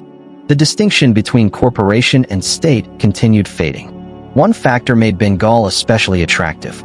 Its rulers generally tolerated foreign merchants. As long as taxes were paid and local authority respected, commerce benefited everyone. The arrangement functioned surprisingly well for decades. The companies earned profits. Local merchants gained international markets. Provincial officials collected revenue. No one seriously imagined the balance would collapse. History, however, delights in upsetting comfortable assumptions. As evening descends across Bengal, the rivers glow orange beneath the setting sun. Fishing boats return quietly toward village docks. Smoke rises from thousands of cooking fires. Inside Fort William, English clerks finish another day's accounting. Across the river, Bengali weavers continue working beneath flickering oil lamps. Far away in London, directors examine reports showing healthy profits. They smile. Business appears secure, perhaps even predictable. But beyond the ledgers, beyond the warehouses, beyond the carefully written contracts, political clouds are beginning to gather over Bengal. A young ruler will soon inherit authority. He will distrust the growing power of foreign companies. The companies, in turn, will distrust him. Misunderstandings will multiply. Fortifications will expand. Tempers will harden. And before many years have passed, a humid mango grove near a quiet village called Plassey will witness one of the most consequential battles in modern history. It will last only a few hours. Its consequences will echo for centuries. So let the river carry us onward. The night deepens. The crickets begin their patient chorus. And somewhere beyond the darkness, history is quietly preparing its next great turning point. Robert Clive in the battle that made a company a ruler. The night air over Bengal is unusually still. Even the river seems quieter than before. The great Hooghly moves patiently toward the sea, carrying fishing boats, merchant barges, drifting leaves, and countless reflections of the stars above. Somewhere, a jackal calls from the edge of the fields. Fireflies float lazily over the water like tiny lanterns. It is difficult to imagine that this peaceful landscape is approaching one of the most important turning points in world history. Not because of a massive empire rising, not because of a legendary king, not because of some ancient prophecy, but because a trading company has begun believing that it can govern as well as it can trade. History has reached one of those rare moments where everything still appears reversible. One different decision, one different conversation, one different storm, and perhaps the world would look very different today. By the middle of the 18th century, the Mughal Empire still existed. Its emperors still ruled from Delhi. Its banners still flew across vast territories. But the empire no longer possessed the unquestioned authority it had once enjoyed. Provincial governors exercised increasing independence. Power shifted toward regional rulers. Political alliances changed constantly. The imperial center remained impressive. Its grip upon distant provinces slowly weakened. Bengal, rich beyond imagination, became one of those increasingly autonomous regions. Its ruler carried the title of Nawab, officially loyal to the Mughal emperor, practically responsible for governing one of the wealthiest places on earth. The East India Company watched these developments with growing interest. For decades, political stability had made trade wonderfully predictable. Now uncertainty entered every calculation. Changing rulers meant changing agreements. New taxes, new negotiations, new opportunities, also new dangers. The directors in London preferred peace. Peace generated profits. Wars consumed them. Yet company servants living in Bengal increasingly found themselves involved in local politics. Sometimes intentionally, sometimes almost by accident. One young man would come to symbolize this transformation more than anyone else. His name was Robert Clive. If you met him as a teenager, you probably would not have predicted greatness, or empire, or controversy lasting centuries. Born in England in 1725, Clive struggled in school. Stories, some perhaps slightly exaggerated over time, describe him as restless, argumentative, and occasionally fond of getting into trouble. One tale even claims he organized neighborhood boys into something resembling a small gang. Whether entirely accurate or not, the story hints at an energetic personality ill-suited to quiet office work, which made his first job rather ironic. At 18, he sailed to India as a clerk. Not a soldier, not a governor, a clerk. His task involved paperwork, ledgers, invoices, letters. Exactly the sort of routine employment that many ambitious young men secretly dreaded. The voyage itself lasted many exhausting months. Imagine leaving England forever, or at least believing you might. Watching familiar coastlines disappear beneath gray skies. Crossing the equator for the first time. Surviving violent storms near the Cape of Good Hope. Enduring suffocating tropical heat after months of cold Atlantic winds. The journey changed people, sometimes physically, often emotionally. Many company employees never returned home. India became their entire adult lives. Clive struggled initially. The climate overwhelmed him. The isolation weighed heavily. Company correspondence suggests periods of deep unhappiness. Some later accounts even describe severe depression. Whether every detail can be verified matters less than the broader truth. Life for young Europeans in India could be extraordinarily lonely. Letters from home required many months. Friends died from disease. The future remained uncertain. Many wondered whether chasing fortune had been worth leaving everything familiar behind. Then history intervened. Or perhaps more accurately, war intervened. Conflict between Britain and France spread across the globe during the War of the Austrian Succession. European rivalries now reached India. The French East India Company possessed its own settlements, its own ambitions, its own soldiers. Commercial competition increasingly merged with international politics. Suddenly, clerks found themselves carrying muskets. Robert Clive volunteered. It changed everything. Clive discovered something unexpected. He possessed genuine military talent. Not formal training, not years of battlefield experience, but remarkable confidence, quick decision-making, a willingness to act boldly when others hesitated. During the defense and later recapture of Arcot in southern India, he gained a reputation for daring leadership.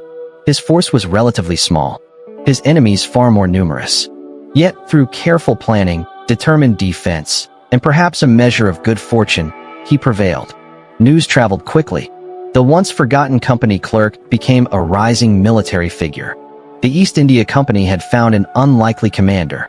Meanwhile, Bengal faced its own political transition. In 1756, Siraj-ud-Daulah became Nawab. He was young, only in his early 20s, energetic, suspicious, determined to assert his authority. From his perspective, European companies had become increasingly troublesome. They strengthened forts without permission, stored weapons, ignored local regulations when convenient, claimed special trading privileges, behaved, at times, as though they answered only to themselves. One can understand his concern. Imagine foreign corporations constructing fortified compounds inside your country while insisting they were merely protecting warehouses. It might raise a few questions. Siraj demanded that the companies halt further fortification. The French slowed their construction. The English hesitated. Some company officials believed strengthening Fort William remained essential. Others feared appearing weak. Messages crossed. Negotiations stalled. Mistrust deepened. Neither side fully appreciated how dangerous the situation had become. History often advances through misunderstanding as much as deliberate aggression.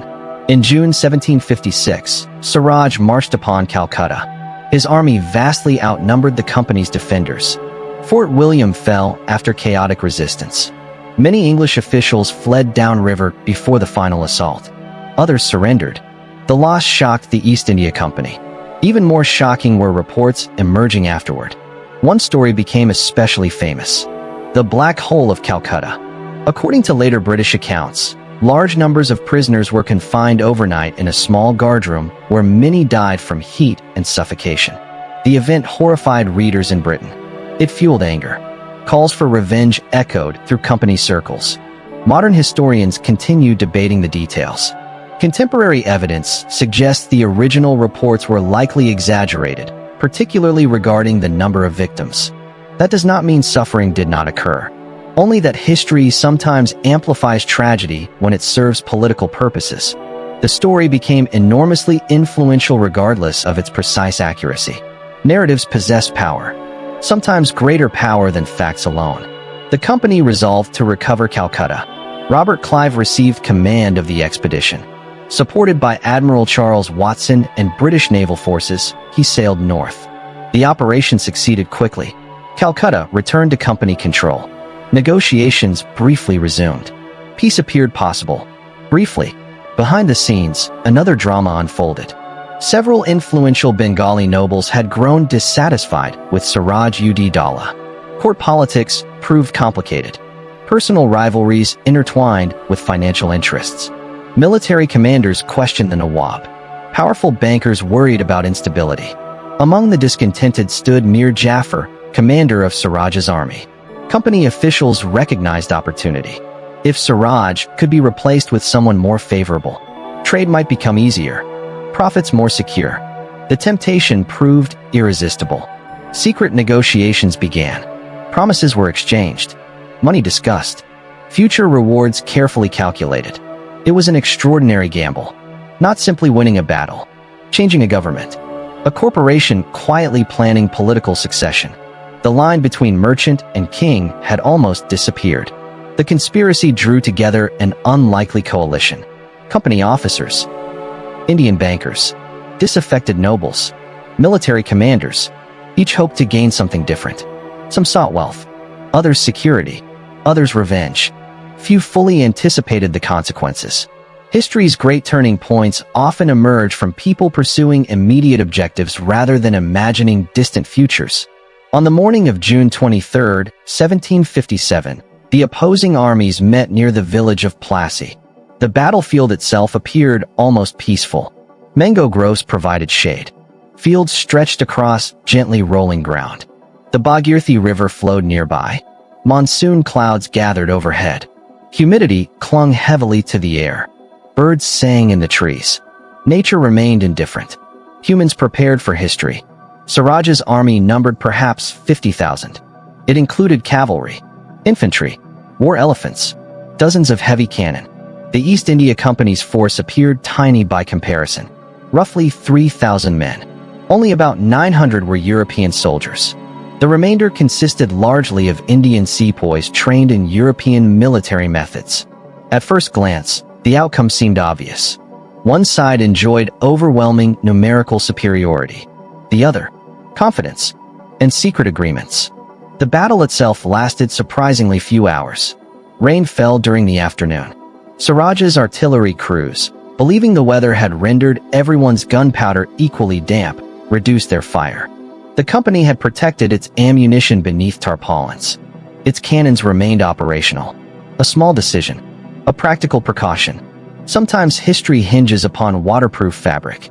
More importantly, several commanders loyal to Mir Jafar deliberately withheld most of their forces. They watched, waited, did little. Suraj expected support that never truly arrived. Confusion spread through his ranks. The company's disciplined artillery continued firing. Its infantry advanced steadily. What might have become a desperate battle instead became something stranger. A victory built as much upon betrayal as battlefield brilliance. By evening, Suraj fled. Within days he was captured. Soon afterward, he was killed. Mir Jafar became the new Nawab. Just as promised. The East India Company celebrated. Its losses had been remarkably light. Its rewards, almost unimaginable. At first, nothing seemed radically different. Bengal still possessed a Nawab. Local officials continued working. Markets remained open. Farmers returned to their fields. Boats continued sailing the rivers. Daily life resumed. Yet beneath this appearance of continuity, power had shifted fundamentally. The new Nawab depended upon company support. The company expected influence. Money flowed generously. Enormous payments rewarded company officers. Robert Clive himself received a fortune so vast that it astonished even wealthy contemporaries. Critics later questioned whether such wealth represented reward or corruption. The debate has never entirely ended. Plassey did something unprecedented. It demonstrated that a commercial corporation could decide the ruler of one of the richest regions in Asia, not through centuries of conquest, not through imperial inheritance, but through political intrigue, military force, and financial calculation. The victory transformed the East India Company. Its directors in London scarcely believed the reports arriving by ship. A trading company now possessed influence over Bengal's immense revenues. Commerce had crossed a threshold. The merchants had become kingmakers. And before long, they would become rulers themselves. The lantern flickers as warm monsoon rain begins once more. Outside, the rivers of Bengal continue their slow journey toward the sea, unaware that the balance of power has quietly changed forever. From merchants to rulers, rain falls gently across Bengal. Not the violent storms that sometimes split the sky with blinding lightning, but the patient, steady rain that farmers quietly welcome. Tiny ripples spread across flooded rice fields. Water drips from banana leaves. Buffalo stand almost motionless in muddy ponds, entirely unconcerned with history unfolding around them. The rivers continue flowing exactly as they always have. The fishermen still untangle their nets before sunrise. The weavers still sit before their looms. The merchants still open their shops. To ordinary people, the morning after the Battle of Plassey does not immediately feel like the beginning of a new age. History rarely announces itself with trumpets. More often, it changes the world while everyone is busy preparing breakfast. When news of the company's victory finally reached London, it took months. Letters crossed oceans. Ships battled storms. Captains guarded their precious cargo of documents almost as carefully as they protected silver and spices. Finally, The reports reached the directors. Robert Clive had succeeded. Mir Jafar had become Nawab. The company's position in Bengal had never been stronger. The boardrooms of London erupted with excitement. Some directors could scarcely believe the figures before them. Money. So much money. Payments promised by the new Nawab reached astonishing levels. Rewards flowed to company officials. Loans were repaid. Dividends increased. Investors smiled. The East India Company had discovered something extraordinary. Trade was profitable. Political influence could be even more profitable. Mir Jafar soon discovered the price of becoming Nawab. The promises made before Plassey had been generous. Perhaps too generous. The company expected enormous financial rewards. British officers expected personal fortunes. Indian allies expected their own compensation. Everyone wanted payment. The treasury, however, possessed limits. Even Bengal's immense wealth could not satisfy every demand indefinitely. Mir Jafar struggled. Taxes increased. Borrowing expanded. Pressure mounted. The company grew impatient. It had helped place a ruler upon the throne. Now it expected results. One begins to notice an uncomfortable pattern. Whenever a Nawab proved cooperative, he remained useful. Whenever he disappointed expectations, well, another candidate could always be found. Governments changed. The company remained. It was a remarkably modern kind of power. Not ruling openly. Not yet. Simply ensuring that whoever ruled depended upon corporate support. Influence often proves more efficient than direct control. At least initially. Robert Clive himself became a legend almost overnight. In Britain, newspapers praised his achievements. Artists painted his portrait. Politicians admired him. Some called him the savior of British interests in India. Others whispered that he had become astonishingly wealthy with astonishing speed.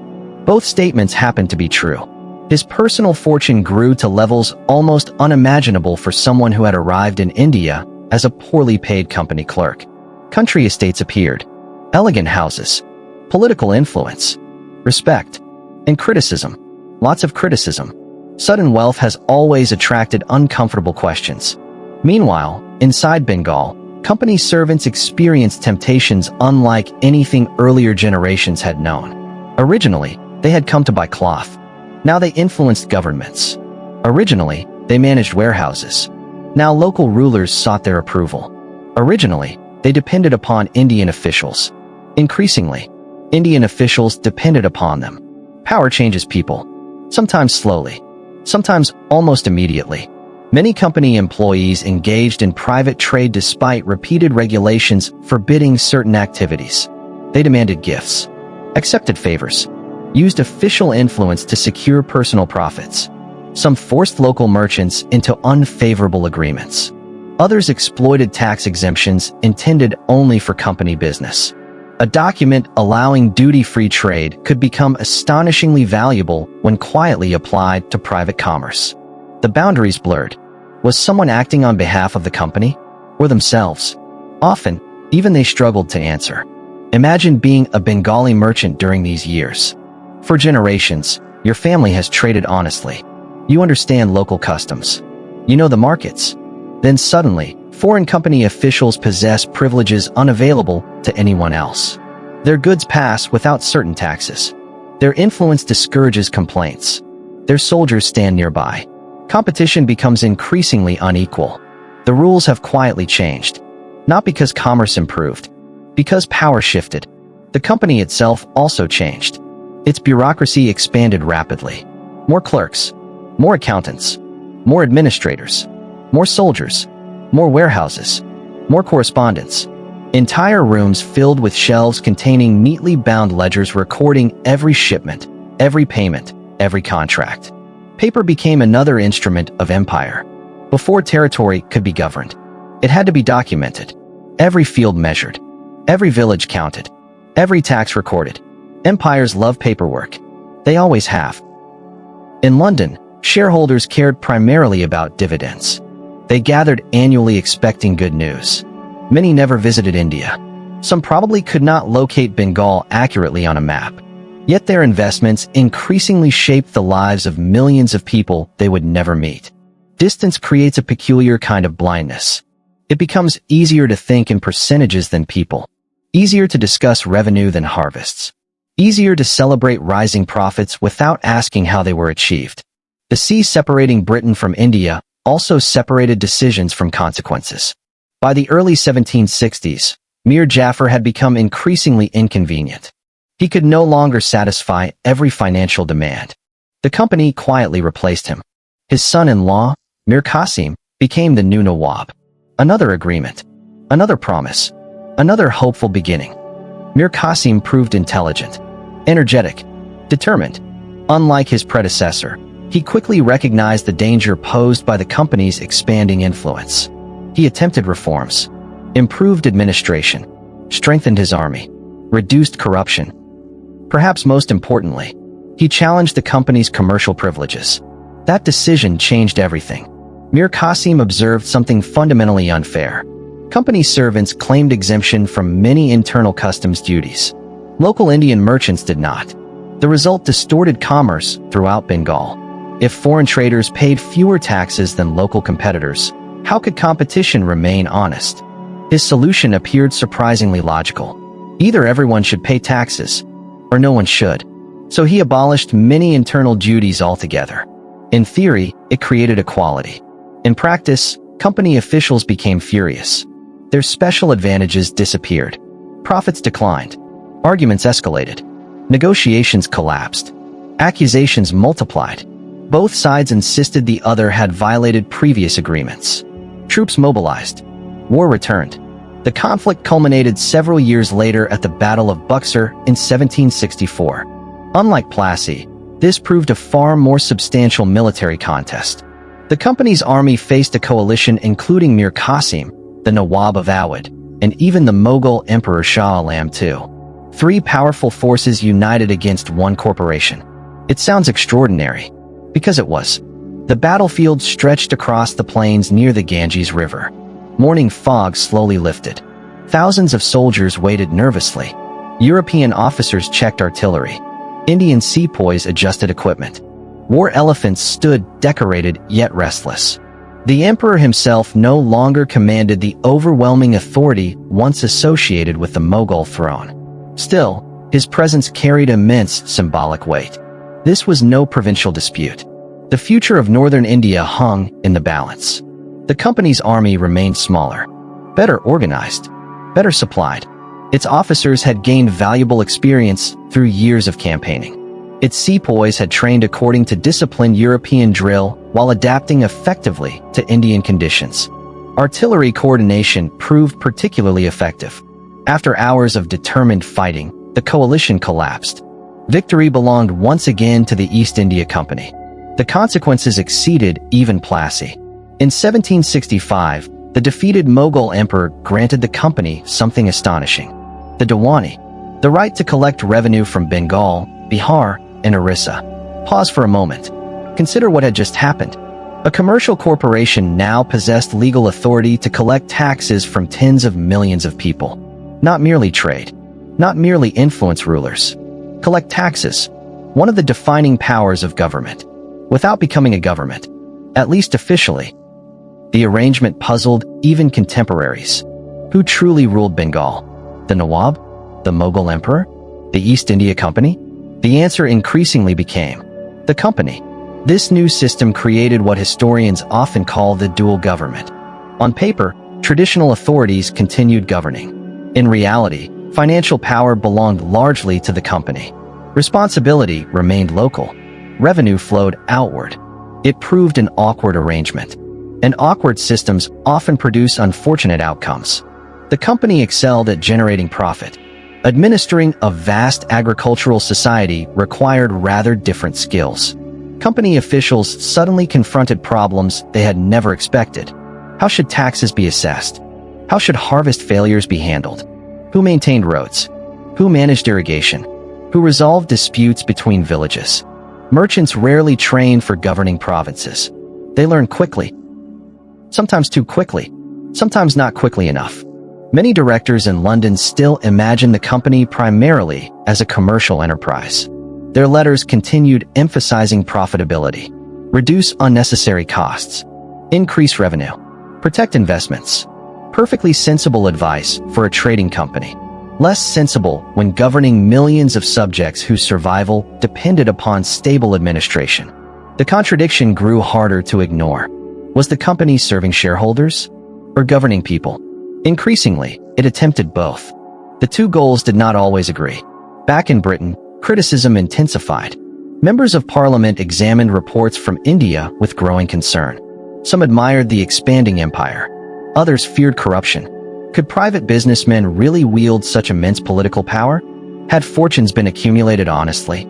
Should a corporation govern territory larger than many European states? These questions echoed through London's coffee houses and parliamentary chambers. No one possessed easy answers. The experiment unfolding in India had no historical precedent. The modern multinational corporation was being invented in real time. So were many of its ethical dilemmas. Yet amid all the political intrigue and financial transformation, ordinary life continued. Rice still ripened beneath the monsoon rains. Boatmen still sang softly as they guided cargo through winding rivers. Children still chased one another through village paths. Weavers still worked by the light of oil lamps long after sunset. Most people never met Robert Clive, never saw London, never attended a company board meeting. Yet decisions made in those distant places increasingly shaped every aspect of their lives. History often feels most powerful when it remains invisible. As another humid evening settles over Bengal, the lanterns inside Fort William burn late into the night. Clerks continue calculating revenue. Messengers ride through darkness carrying sealed orders.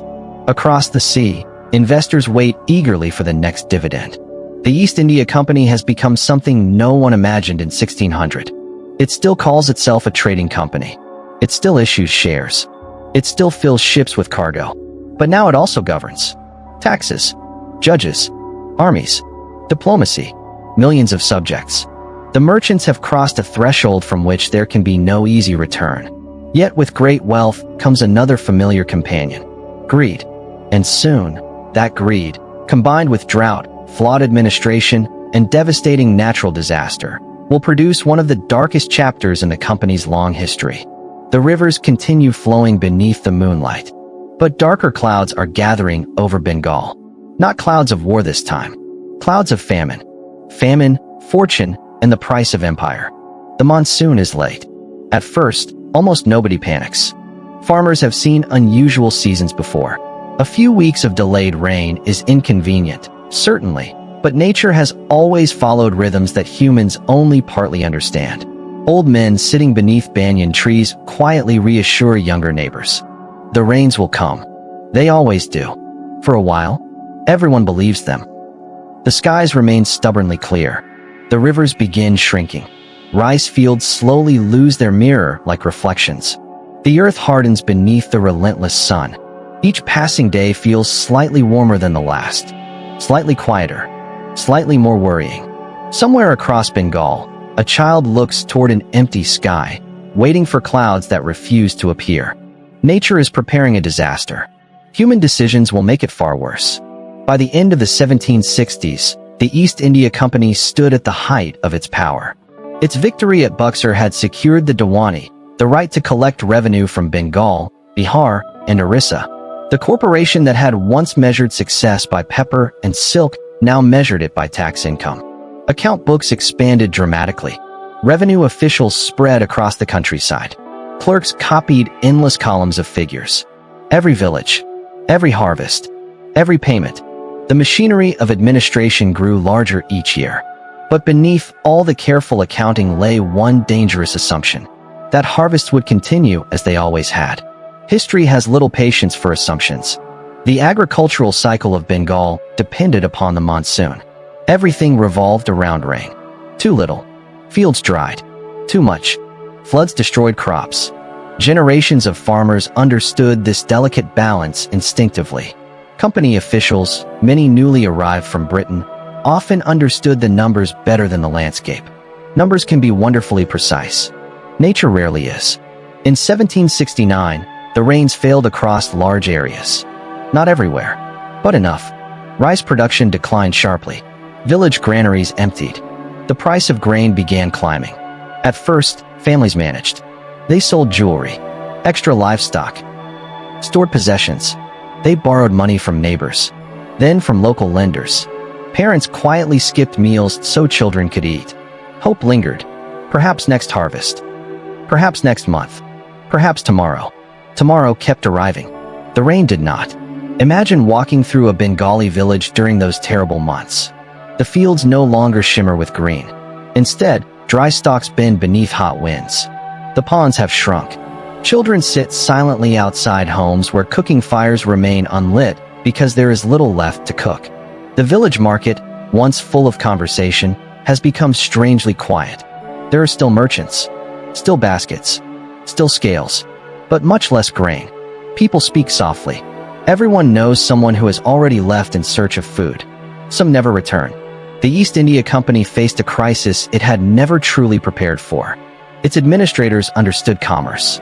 They understood taxation. Governing a humanitarian disaster required different instincts. Some officials recognized the growing catastrophe immediately. Others believed conditions remained temporary. Reports moved slowly. Letters crossed enormous distances. By the time urgent news reached Calcutta, weeks had already passed. By the time London learned the full extent, months had gone by. The sea carried information no faster than the wind allowed. One uncomfortable reality became increasingly obvious. Revenue collection largely continued. Taxes remained expected, even where harvests had failed.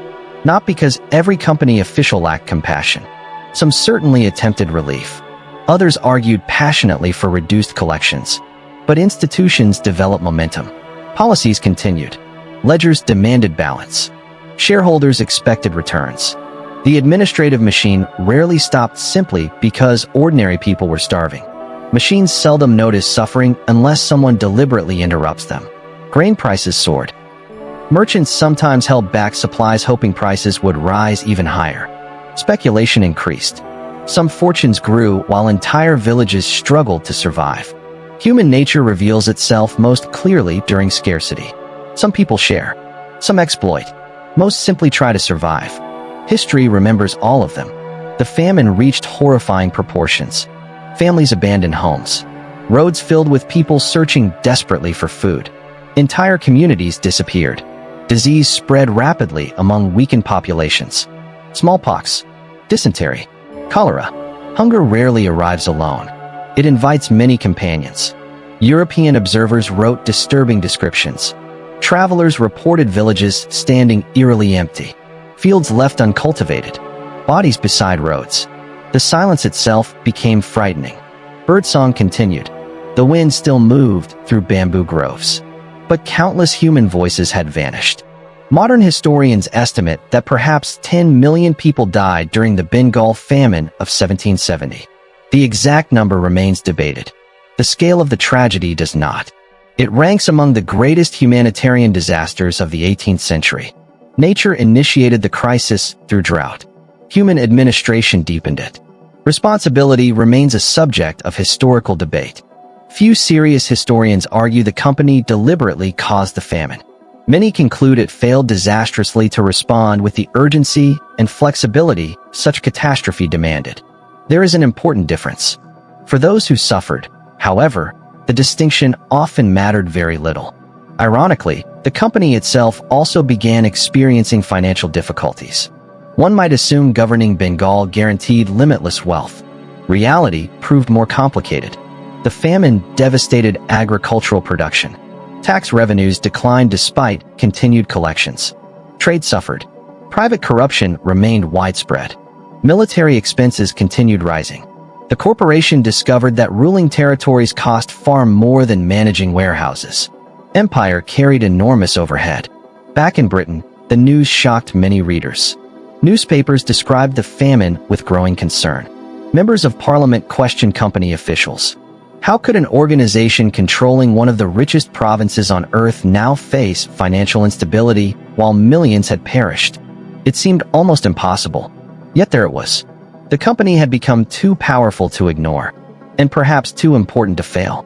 In 1772, the East India Company approached the British government for financial assistance. Pause for a moment. A corporation that governed millions of people, maintained its own army, collected taxes, and generated immense profits, now required a bailout. Some things, it seems, change remarkably little across centuries. The request triggered political panic. If the company collapsed financially, what would happen to India? What would happen to British trade? What would happen to investors? The government realized something uncomfortable. The corporation had become indispensable. Parliament decided it could no longer simply watch from a distance. If the state provided support, the state would demand oversight. The Regulating Act of 1773 marked an important turning point. For the first time, the British government attempted serious supervision of the East India Company. A governor-general would coordinate administration. Company directors faced greater scrutiny. Rules tightened, at least on paper. The relationship between corporation and government entered a new phase. Neither entirely independent, neither fully in control.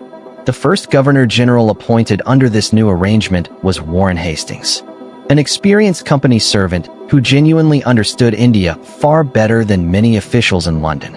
Hastings had spent decades learning local languages, customs, and political traditions. He admired aspects of Indian civilization, collected Sanskrit manuscripts, supported scholarly study.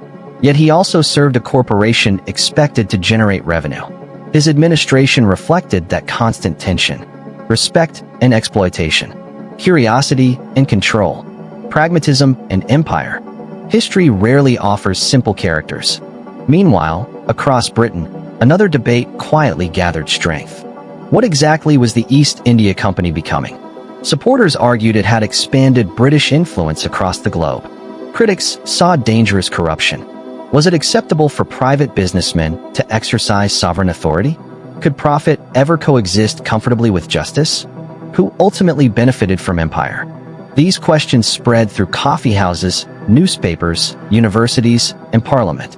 The answers remained elusive. They still do.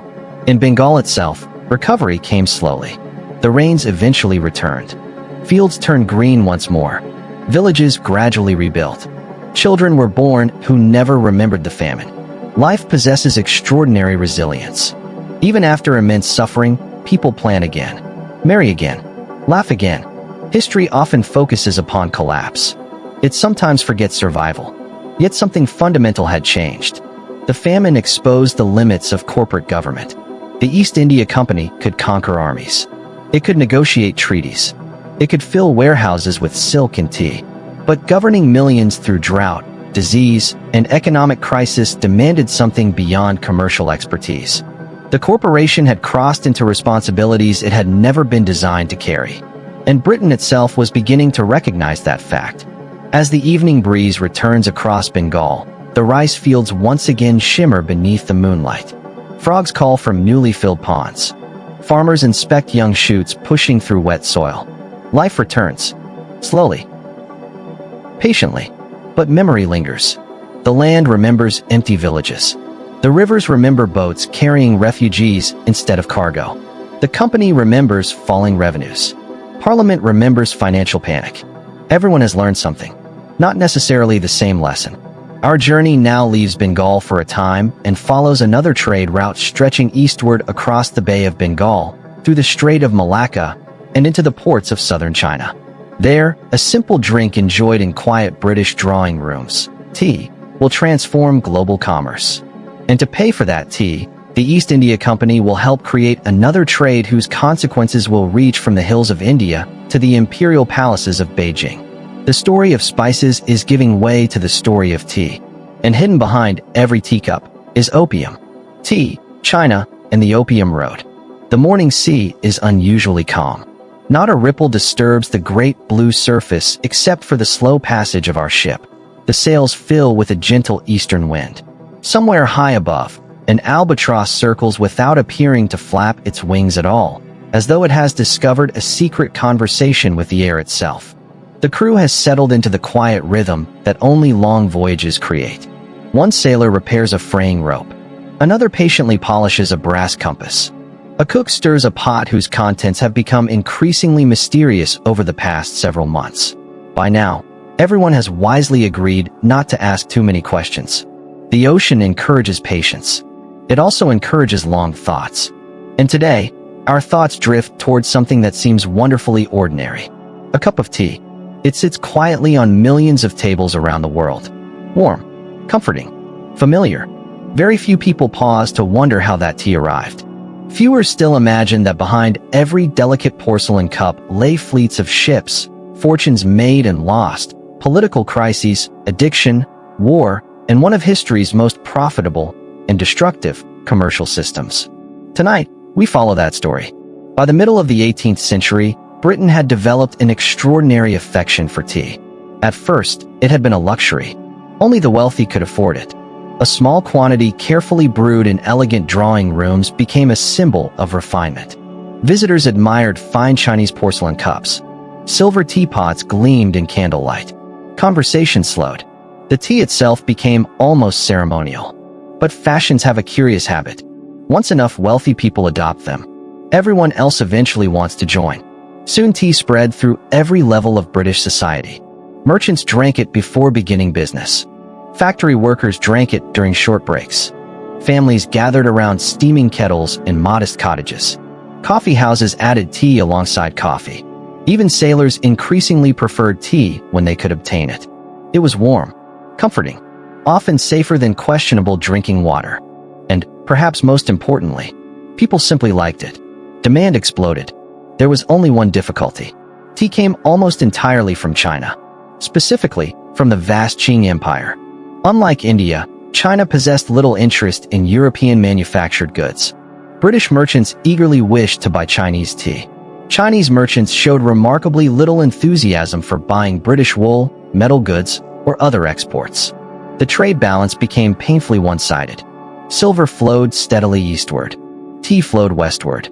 The East India Company watched enormous quantities of precious metal leave Britain every year. Its accountants grew increasingly uncomfortable. After all, no business enjoys paying indefinitely without discovering something to sell in return. China itself remained immensely confident. There was good reason. The Qing Empire ranked among the largest and wealthiest states on earth. Its cities astonished visitors. Its bureaucracy employed thousands of educated officials selected through famously demanding examinations. Its artisans produced porcelain of breathtaking quality. Its silk remained unmatched. Its tea plantations stretched across mist-covered hills where generations of farmers carefully cultivated leaves destined for distant markets. European merchants arrived seeking Chinese products, not the other way around. The Chinese court saw little reason to change a system already working rather well. Foreign trade concentrated largely in one city, Canton, today known as Guangzhou. Imagine arriving there after months at sea. The Pearl River bustles with hundreds of vessels. Chinese junks with towering sails glide between smaller boats carrying fish, fruit, vegetables, and passengers. Warehouses stretch along the waterfront. Markets overflow with silk, porcelain, lacquerware, carved ivory, fragrant teas, medicinal herbs, and goods whose names many Europeans struggle even to pronounce. Everything appears organized, orderly, busy. The empire clearly understands commerce. It simply intends to conduct it on its own terms. The East India Company accepted these rules because it had little choice. Its representatives lived within designated trading districts. Business followed carefully regulated seasons. Official intermediaries handled many negotiations. Chinese authorities monitored foreign merchants closely. The arrangement occasionally frustrated Europeans. It worked quite well for China.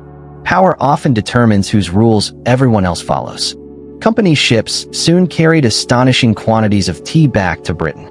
Green tea, black tea, bohea, kongu, sochong.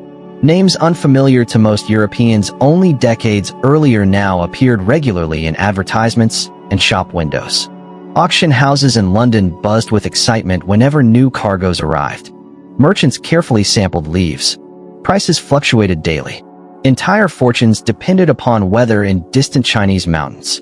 The world had become remarkably interconnected. Yet one stubborn problem refused to disappear. Silver. Too much silver left Britain. Not enough returned. The company's directors searched desperately for something China would willingly purchase. Manufactured goods failed. Textiles attracted limited interest. Various commercial experiments disappointed. Then attention turned toward a crop already cultivated within British-controlled India. Opium. Opium itself was hardly new. People across Asia, the Middle East, and Europe had used it medicinally for centuries. Doctors prescribed it for pain, sleep, digestive complaints, countless other ailments. Its existence was not controversial. Its commercialization on an enormous scale, that proved another matter entirely. The East India Company gradually expanded opium cultivation, particularly in Bengal and nearby regions.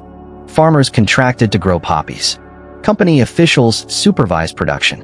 The sticky sap extracted from the flowers was processed into opium cakes carefully packed into wooden chests. Each chest represented considerable value. Each also represented something less visible: human dependency. The company itself officially prohibited direct export of opium into China because Chinese law forbade the trade. Officially. Instead, auctions sold opium to private merchants. Those merchants transported it toward Chinese waters where smugglers handled distribution. Everyone involved maintained a convenient distance from the final transaction. A remarkably sophisticated exercise in plausible deniability. Imagine standing beside the Ganges during harvest season. Fields of poppies bloom with delicate white and pale purple flowers. Beautiful, almost peaceful. Workers move carefully between the rows. Small cuts are made in the seed pods. Milky sap slowly oozes outward before drying beneath the warm sun. Later, laborers scrape away the thickened resin. Basket after basket fills. Eventually, the raw opium reaches company processing centers where skilled workers shape it into standardized blocks. Quality inspected. Weight recorded. Seals applied. Everything documented with meticulous precision. Even morally uncomfortable commerce appreciates accurate paperwork. Meanwhile, far away in southern China, another story quietly unfolds. Smugglers meet foreign ships offshore. Small boats move under cover of darkness. Silver changes hands. Chests disappear inland. Opium consumption gradually increases. At first, officials dismiss the problem. Then concern spreads. Addiction damages families. Corruption expands. Silver once flowing into China now begins flowing outward to pay foreign merchants. The balance has reversed. The Qing government grows alarmed. The irony is difficult to ignore. Britain had once worried about losing silver while buying tea. Now China worried about losing silver while buying opium. Commerce possesses a strange sense of symmetry. Unfortunately, people usually suffer in the middle. The East India Company's profits increased dramatically. Tea remained enormously valuable. Opium helped finance its purchase. The commercial triangle appeared elegantly efficient from a financial perspective. India produced opium. China purchased opium. Silver obtained from those sales purchased tea. Tea sold in Britain generated further revenue. Ships rarely sailed empty in either direction. Accountants admired the system. Moral philosophers considerably less so. Not everyone inside the company felt comfortable. Some officials privately questioned the trade. Missionaries criticized its human consequences. Even certain merchants worried about provoking Chinese authorities. Others responded pragmatically. If we do not sell it, someone else will. History has heard that sentence many times.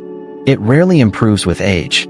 Back in Britain, tea became so popular that taxation upon it sparked political controversy far beyond Asia. Across the Atlantic, Britain's American colonies deeply resented parliamentary taxes. In 1773, colonists in Boston famously boarded company ships and dumped hundreds of chests of tea into the harbor rather than allow the taxed cargo to be unloaded. The Boston Tea Party has become legendary. What often receives less attention is this remarkable detail. Those chests belonged to the East India Company. A corporation stood unexpectedly at the center of a political crisis that helped ignite the American Revolution. Its influence now stretched across 3 continents simultaneously: India, China, North America. Few businesses in history have possessed such global reach. Ironically, the company itself continued experiencing financial instability despite its immense size. Military expenses remained high. Administrative costs increased. Corruption persisted. Political oversight from London grew stronger. Success created complexity. Complexity created inefficiency. The corporation resembled an enormous ship. Powerful, impressive, increasingly difficult to steer. In China, imperial officials became less patient every year. Laws against opium already existed. Enforcement gradually intensified. The Qing court recognized that addiction threatened both public health and state finances. Foreign merchants, however, continued finding buyers. Demand remained enormous. Smuggling networks adapted. Profits encouraged persistence. Collision became inevitable. Not immediately, but inevitably. As the sun begins setting across the South China Sea, merchant vessels ride quietly at anchor beyond the reach of gentle waves. Some carry tea, some silk, some porcelain. Others contain cargoes their captains prefer not to discuss openly. Lanterns flicker across dark water. Account books close for another evening. Somewhere in Britain, a family pours tea without imagining the journey it has taken. Somewhere in China, an official drafts another report warning of growing opium imports. Somewhere in Bengal, poppy fields sway softly beneath the evening breeze. Each place seems distant from the others. Yet invisible threads connect them all. The East India Company has woven a commercial web spanning half the world. But every web eventually becomes tangled.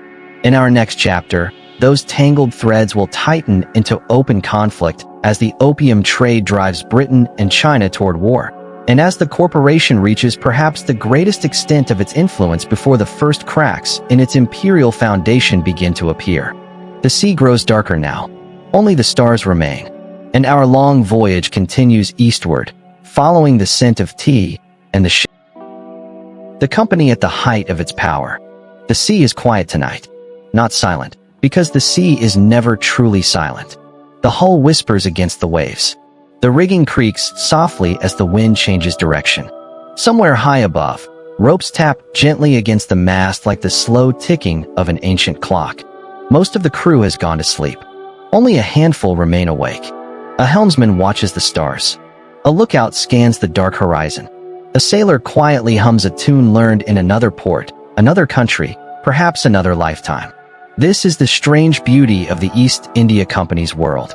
Its ships connected people who never imagined they belonged to the same story. A farmer in Bengal, a tea merchant in Canton, a banker in Amsterdam, a dockworker in London, a soldier in Madras, an enslaved laborer on another coast, a member of parliament debating trade policy. None of them could see the entire web. Yet all of them were caught somewhere inside it. By the opening decades of the 19th century, the East India Company had become something no one in the year 1600 could possibly have imagined. It was still, technically, a business. Its shares traded in London. Its directors held meetings. Its shareholders expected dividends. It still bought and sold goods. It still balanced accounts. It still worried about profit margins. But it also ruled territory larger than many European kingdoms. It employed hundreds of thousands of soldiers. It negotiated treaties with princes. It minted coins, collected taxes, maintained courts, built roads, supervised ports, administered justice, and occasionally started wars. If someone had described such an organization during Queen Elizabeth I's reign, most listeners would probably have laughed politely before changing the subject. Yet here it was, entirely real. The company's private army had become one of the largest military forces anywhere on Earth. Pause for a moment and consider how extraordinary that sounds. Not the British Army, not the Royal Navy, a corporation. Its forces eventually numbered well over 200,000 soldiers. Many historians estimate that, at certain moments, the company's army exceeded the size of Britain's own regular army. Most of these soldiers were not British. They were Indian, known as sepoys. The word sepoy came from the Persian sipahi, meaning soldier. These men came from countless villages across the subcontinent. Some joined because military service offered reliable wages. Others sought adventure. Others hoped to support families struggling through uncertain harvests. Many served with remarkable professionalism. They drilled relentlessly, learned European battlefield tactics, mastered muskets and artillery, marched beneath company flags. Yet they remained deeply connected to their own communities, religions, languages, and traditions. They served the company. They did not necessarily become British. That distinction would matter enormously later. Imagine standing in a company parade ground just after sunrise. Mist still clings to the earth. Rows upon rows of sepoys stand perfectly aligned. Red-coated British officers inspect uniforms. Drums beat steadily. Commands echo across the field. Muskets rise together. Lower together. Fire together. Clouds of white smoke roll across the morning air. Discipline has become almost mechanical. Every movement practiced hundreds of times. Because in battle, hesitation can be fatal. The company's officers increasingly viewed themselves as more than merchants. Many genuinely believed they were bringing stability to regions long troubled by political conflict. Some sincerely admired Indian culture, studied Sanskrit, collected Persian poetry, supported archaeological research, learned local languages. Others displayed breathtaking arrogance.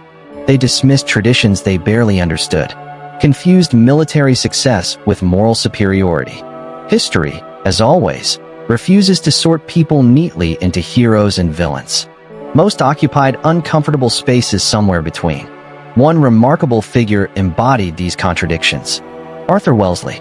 Long before becoming the Duke of Wellington and defeating Napoleon at Waterloo, he served in India. Much of his military experience developed while fighting campaigns connected to company expansion. India shaped officers who later influenced European history. Empire did not merely change Asia. It reshaped Britain itself. Meanwhile, across the Indian subcontinent, the company continued expanding through an astonishing mixture of diplomacy, warfare, financial pressure, and careful legal agreements. Some rulers voluntarily accepted British protection. Others resisted.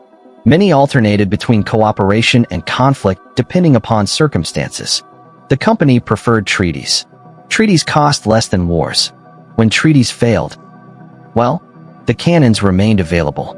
Lord Richard Wellesley, Arthur's older brother and Governor-General, pursued an especially ambitious policy. He introduced what became known as the subsidiary alliance system. The idea sounded remarkably reasonable, at least at first. An Indian ruler would accept a permanent company military force stationed within his territory. In return, the company promised protection against enemies. Wonderful. Safe. Practical. Only one small condition. The ruler would pay for that army and conduct foreign relations largely through company approval. Gradually, independence became increasingly theoretical. Protection quietly evolved into supervision. Supervision gradually became control. It was conquest by contract. Many rulers accepted these arrangements because alternatives appeared worse. Neighboring kingdoms posed genuine threats. Maratha confederacies competed fiercely for influence. Afghan invasions remained possible. Internal succession disputes created instability. The company offered order, at a price. Sometimes that price seemed acceptable. Sometimes rulers realized too late exactly what they had surrendered. The Maratha Wars became among the company's greatest military challenges. The Maratha Confederacy was no fragile state. It controlled enormous territories. Its cavalry enjoyed fearsome reputations.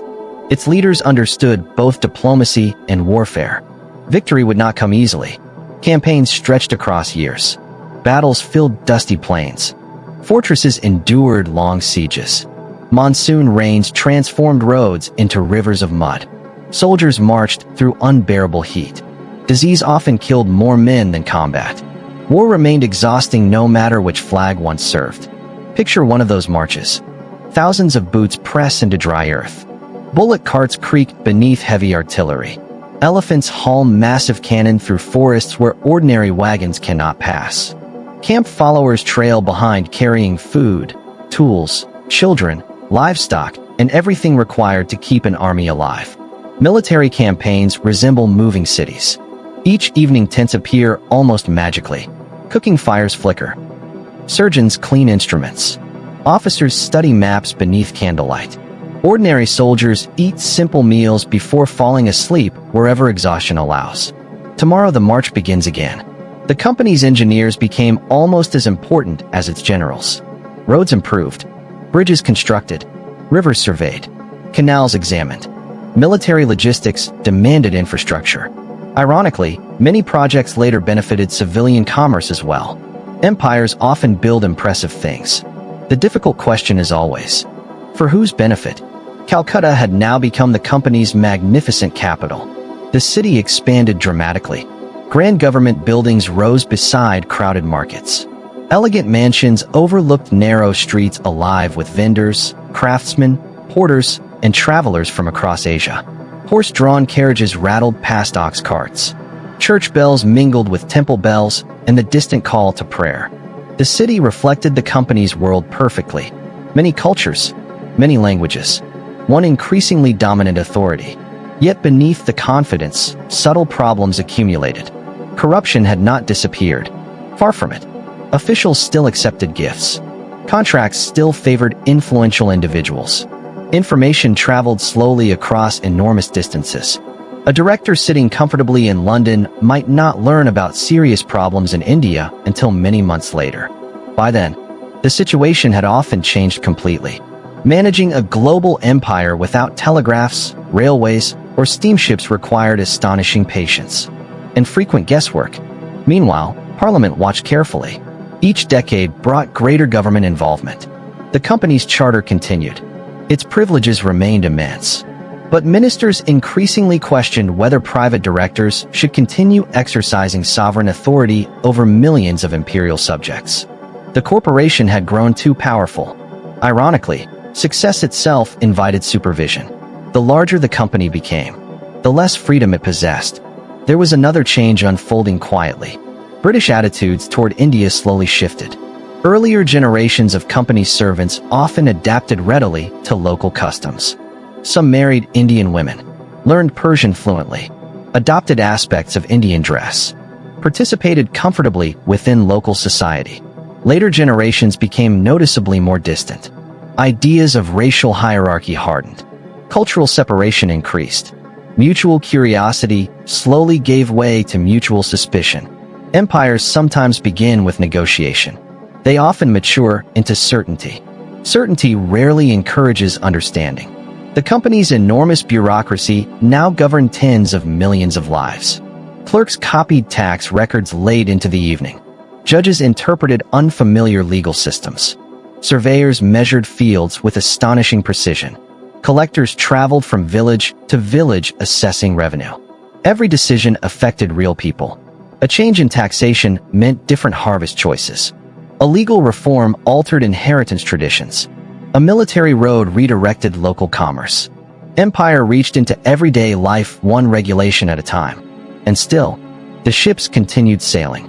Tea from China, cotton from India, silk, indigo, saltpeter, sugar, coffee, timber, opium. Every voyage linked another corner of the world to the company's expanding commercial network. The oceans had become highways. The ports became beating hearts. The ledgers became maps of global power. Yet no empire, no matter how wealthy, escapes one simple truth. Power creates expectations. Expectations create resentment. Resentment waits patiently, sometimes for decades, sometimes for generations. The East India Company appeared stronger than ever before. Its armies marched confidently. Its revenues remained immense. Its influence stretched from London to Canton. Many believed its dominance would continue indefinitely.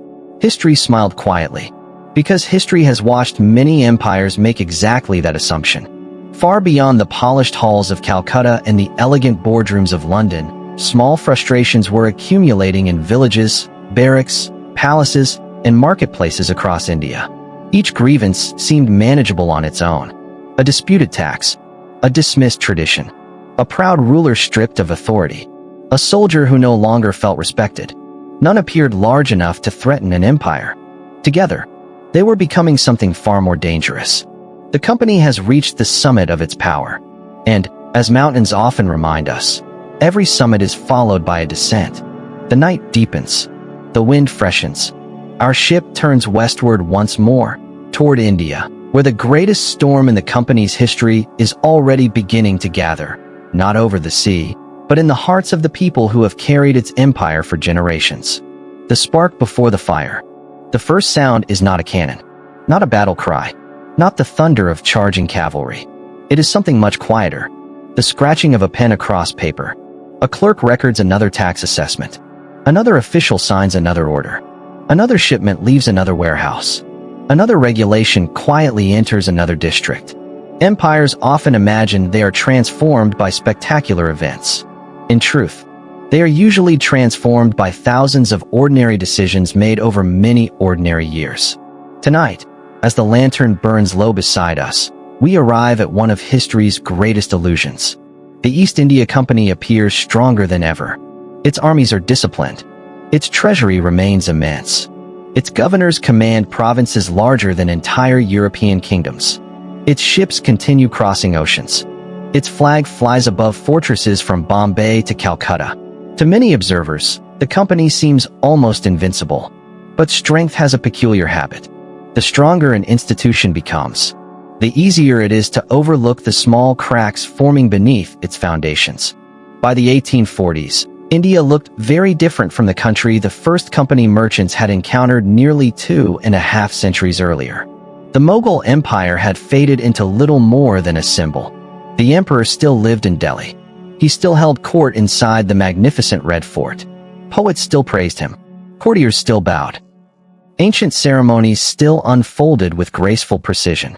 Yet his political authority had become astonishingly small. Outside Delhi's walls, real power increasingly belonged elsewhere. Company officials knew it. Indian rulers knew it. Even the emperor himself probably understood it. Some empires survive longest as memories. The East India Company now governed directly or indirectly over much of the Indian subcontinent. Bombay had become a thriving western port. Madras anchored company influence in the south. Calcutta remained the administrative heart. Roads stretched farther than ever before. Canals expanded. Postal systems improved. Surveyors mapped mountains, rivers, forests, and villages with remarkable accuracy. The great trigonometrical survey slowly measured the subcontinent almost inch by inch. Science marched alongside empire. Knowledge and control often traveled together. British engineers proudly celebrated these achievements. Bridges crossed rivers once considered impassable. Lighthouses guided ships safely into harbor. Steamships gradually replaced older sailing vessels along important routes. The telegraph would soon begin shrinking distances that had once required months to cross. The Industrial Revolution was quietly reaching India. Iron, steam, coal, machines. Progress seemed unstoppable, depending upon whom one asked. For many Indians, these changes brought mixed feelings. Improved roads certainly helped merchants. Postal services connected distant families. New educational institutions introduced unfamiliar ideas. Printing presses multiplied books and newspapers. Yet alongside these developments came heavier administration. More regulations, greater surveillance, more officials recording, measuring, taxing, inspecting. Every improvement carried another layer of authority. Progress and control walked hand in hand. The company's legal reforms also transformed everyday life. British administrators often believed they were modernizing governance. Some reforms genuinely addressed injustices. Certain practices long criticized by Indian reformers, as well as Europeans, received official attention. Courts became more standardized. Laws more carefully documented. Education gradually expanded. Yet reforms imposed from above often ignored local complexity. India contained hundreds of languages, dozens of major cultural traditions, multiple legal customs, countless regional differences. Trying to govern such diversity through uniform rules proved extraordinarily difficult. One issue particularly troubled many Indian princes: the doctrine of lapse. Introduced aggressively under Governor-General Lord Dalhousie. Its logic sounded wonderfully legal. If a ruler died without a biological male heir, the company could annex that state rather than recognize an adopted successor. British lawyers considered the policy perfectly reasonable. Many Indian rulers regarded it as outrageous. Adoption had long formed an accepted part of royal succession. Ignoring that tradition seemed less like legal reform and more like convenient expansion. Kingdom after kingdom slipped quietly into company hands. Satara, Jhansi, Nagpur. Others followed. Each annexation strengthened the empire. Each also created new enemies. Imagine being an elderly prince. Your family has ruled for centuries. Your ancestors built temples, protected towns, sponsored poets, settled disputes. Your adopted son prepares to continue that tradition. Then one morning a company official politely informs you that your dynasty has effectively ended. The paperwork is perfectly organized. The seals properly stamped. the language entirely courteous. Sometimes bureaucracy delivers devastating news with remarkable politeness. Among those deeply affected stood the young queen of Jhansi, Lakshmibai, widowed while still young. Her adopted son denied recognition under company policy. Her kingdom annexed. Few officials in Calcutta imagined she would later become one of the greatest symbols of resistance in Indian history. History enjoys underestimating determined people. The sepoys also carried growing frustrations. Remember them. These soldiers had built much of the company's empire. They had marched through jungles, crossed deserts, stormed fortresses, fought Marathas, Mysore, Sikhs, Afghans. Countless campaigns. They expected respect in return. Instead, many increasingly felt overlooked. Promotion opportunities remained limited. European officers occupied nearly every senior position. Pay disputes emerged. Service conditions changed. Small grievances accumulated year after year. Any one complaint might have remained manageable. Together, they formed something far more dangerous. Religion added another layer of anxiety. Rumors spread constantly. Missionaries became more visible. Some Indians feared the British intended widespread religious conversion. Company leaders officially maintained religious neutrality for much of their history. Many nevertheless worried that traditional beliefs faced growing pressure. Fear often grows faster than facts, especially when trust has already weakened. One should remember that rumors traveled differently before newspapers became widespread. Stories passed from traveler to traveler, village to village, marketplace to marketplace. Each retelling added small changes, tiny exaggerations, fresh suspicions. A whispered conversation beneath a banyan tree might eventually influence thousands. Information moved slowly. Rumor moved astonishingly fast. Meanwhile, Britain itself was changing. The Industrial Revolution accelerated. Factories consumed increasing quantities of raw cotton. Textile mills hummed day and night. Railways spread across the countryside. Steam engines transformed transportation. Many politicians began viewing India less as a commercial partner and more as a supplier of raw materials and a market for manufactured goods. Economic relationships shifted. Indian handloom weavers increasingly struggled against machine-produced British textiles. Entire communities felt the consequences. Not through war, through economics. Sometimes factories prove more powerful than armies. Walk through one of Bengal's weaving towns during these years. The rhythm has changed. The looms still creak. Old masters still teach apprentices. The skills remain astonishing. But imported machine-made cloth arrives cheaper than handcrafted fabric. Orders decline. Families adapt. Some leave weaving altogether. Others continue despite shrinking income. Industrialization in Manchester quietly reshapes villages thousands of miles away. Globalization carries invisible threads. Then came another technological marvel. The railroad. The first passenger railway in India opened in 1853. Many celebrated. Travel became faster. Trade expanded. Distances shrank. Locomotives roared across landscapes where bullock carts had moved patiently for centuries. Children watched wide-eyed as enormous iron machines breathed smoke into the sky. Some greeted them with excitement, others with suspicion. Change often inspires both. The telegraph followed closely behind. Messages that once required weeks could suddenly travel in hours. Company officials celebrated. Military commanders celebrated. Administrators celebrated. Control had become dramatically easier.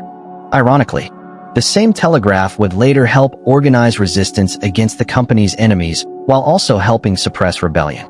Technology rarely chooses sides. People do.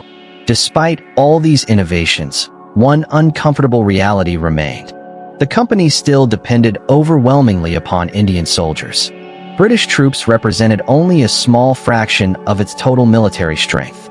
If sepoy loyalty ever weakened significantly, everything else might suddenly become uncertain. Few leaders wished to consider that possibility. It seemed too unlikely, too dangerous, too inconvenient. History often punishes institutions for ignoring inconvenient possibilities.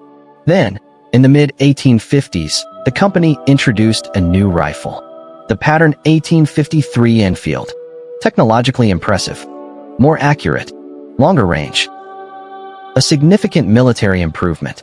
To load it, soldiers bit open greased paper cartridges before pouring powder into the barrel.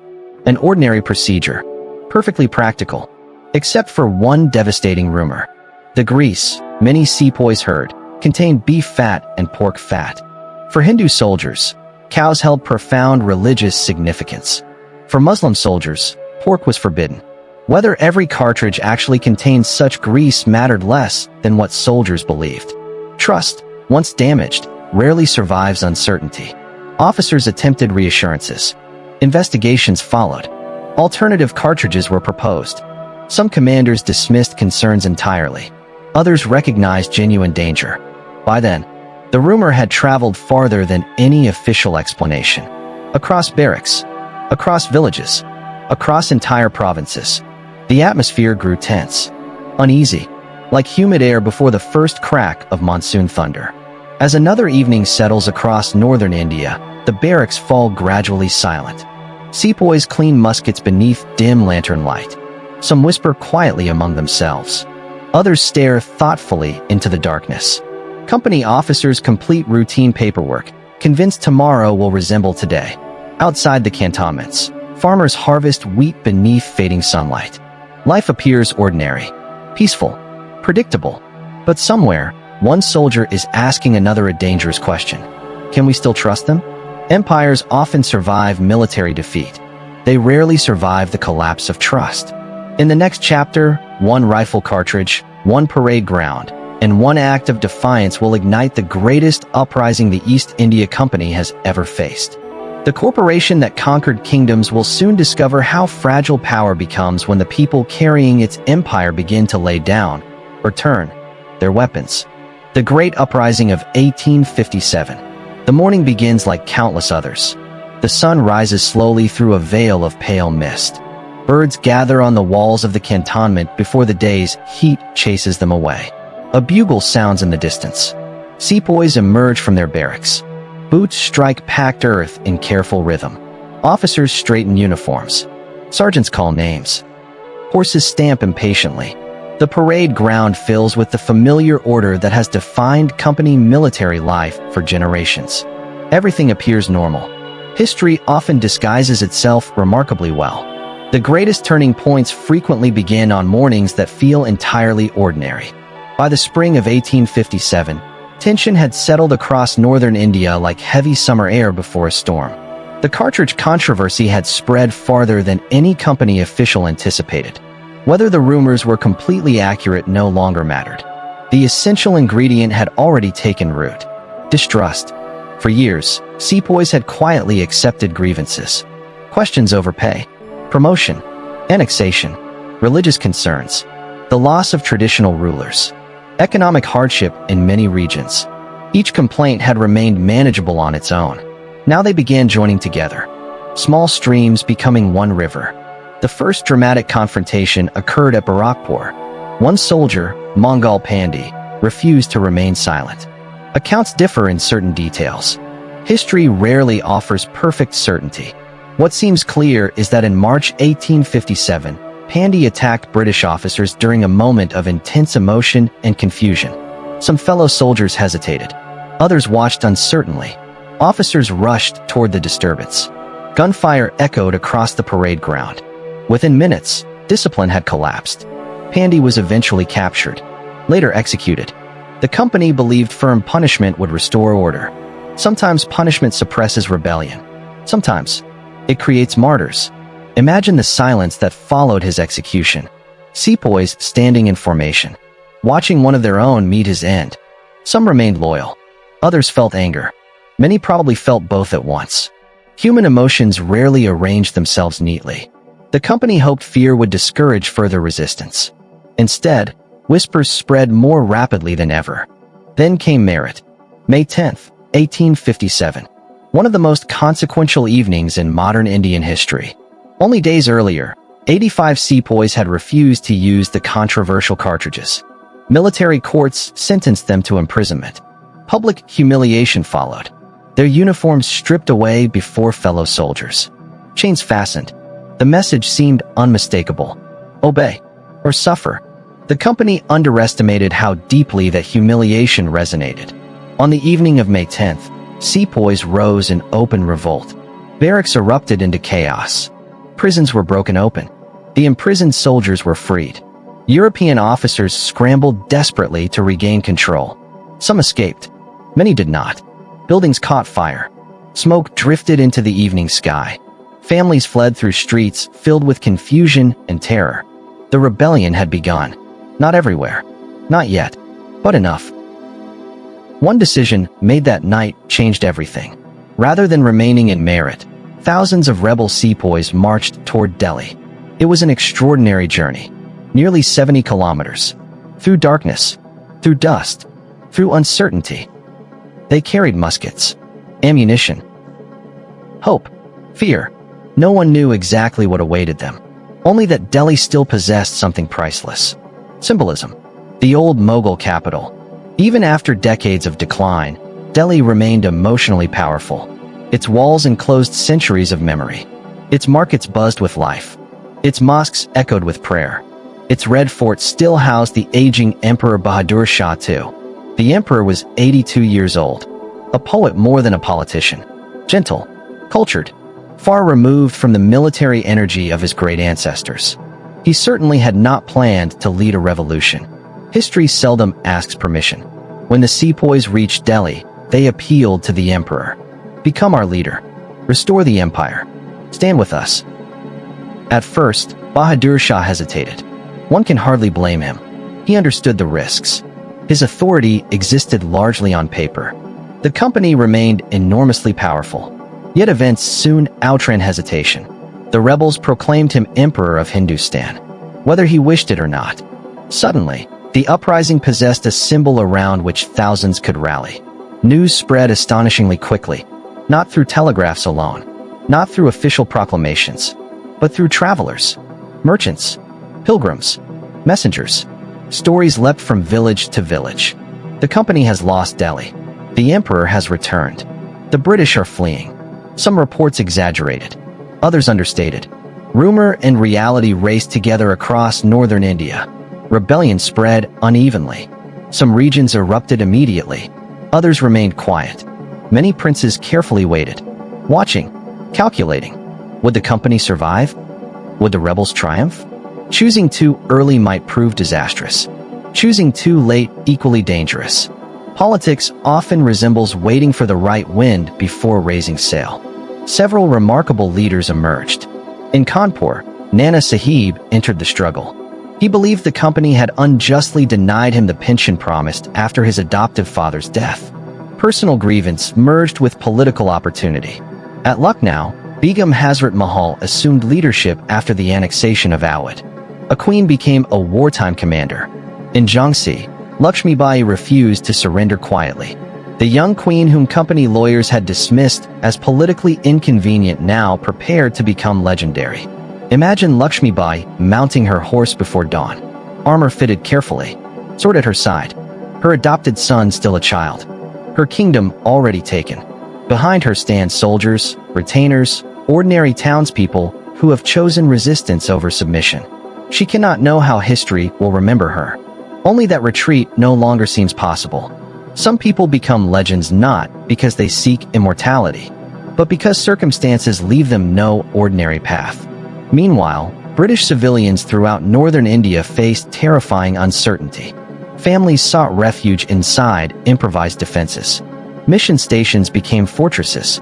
Residencies transformed into military strongholds. Some escaped. Others endured long sieges. Fear spread through both communities.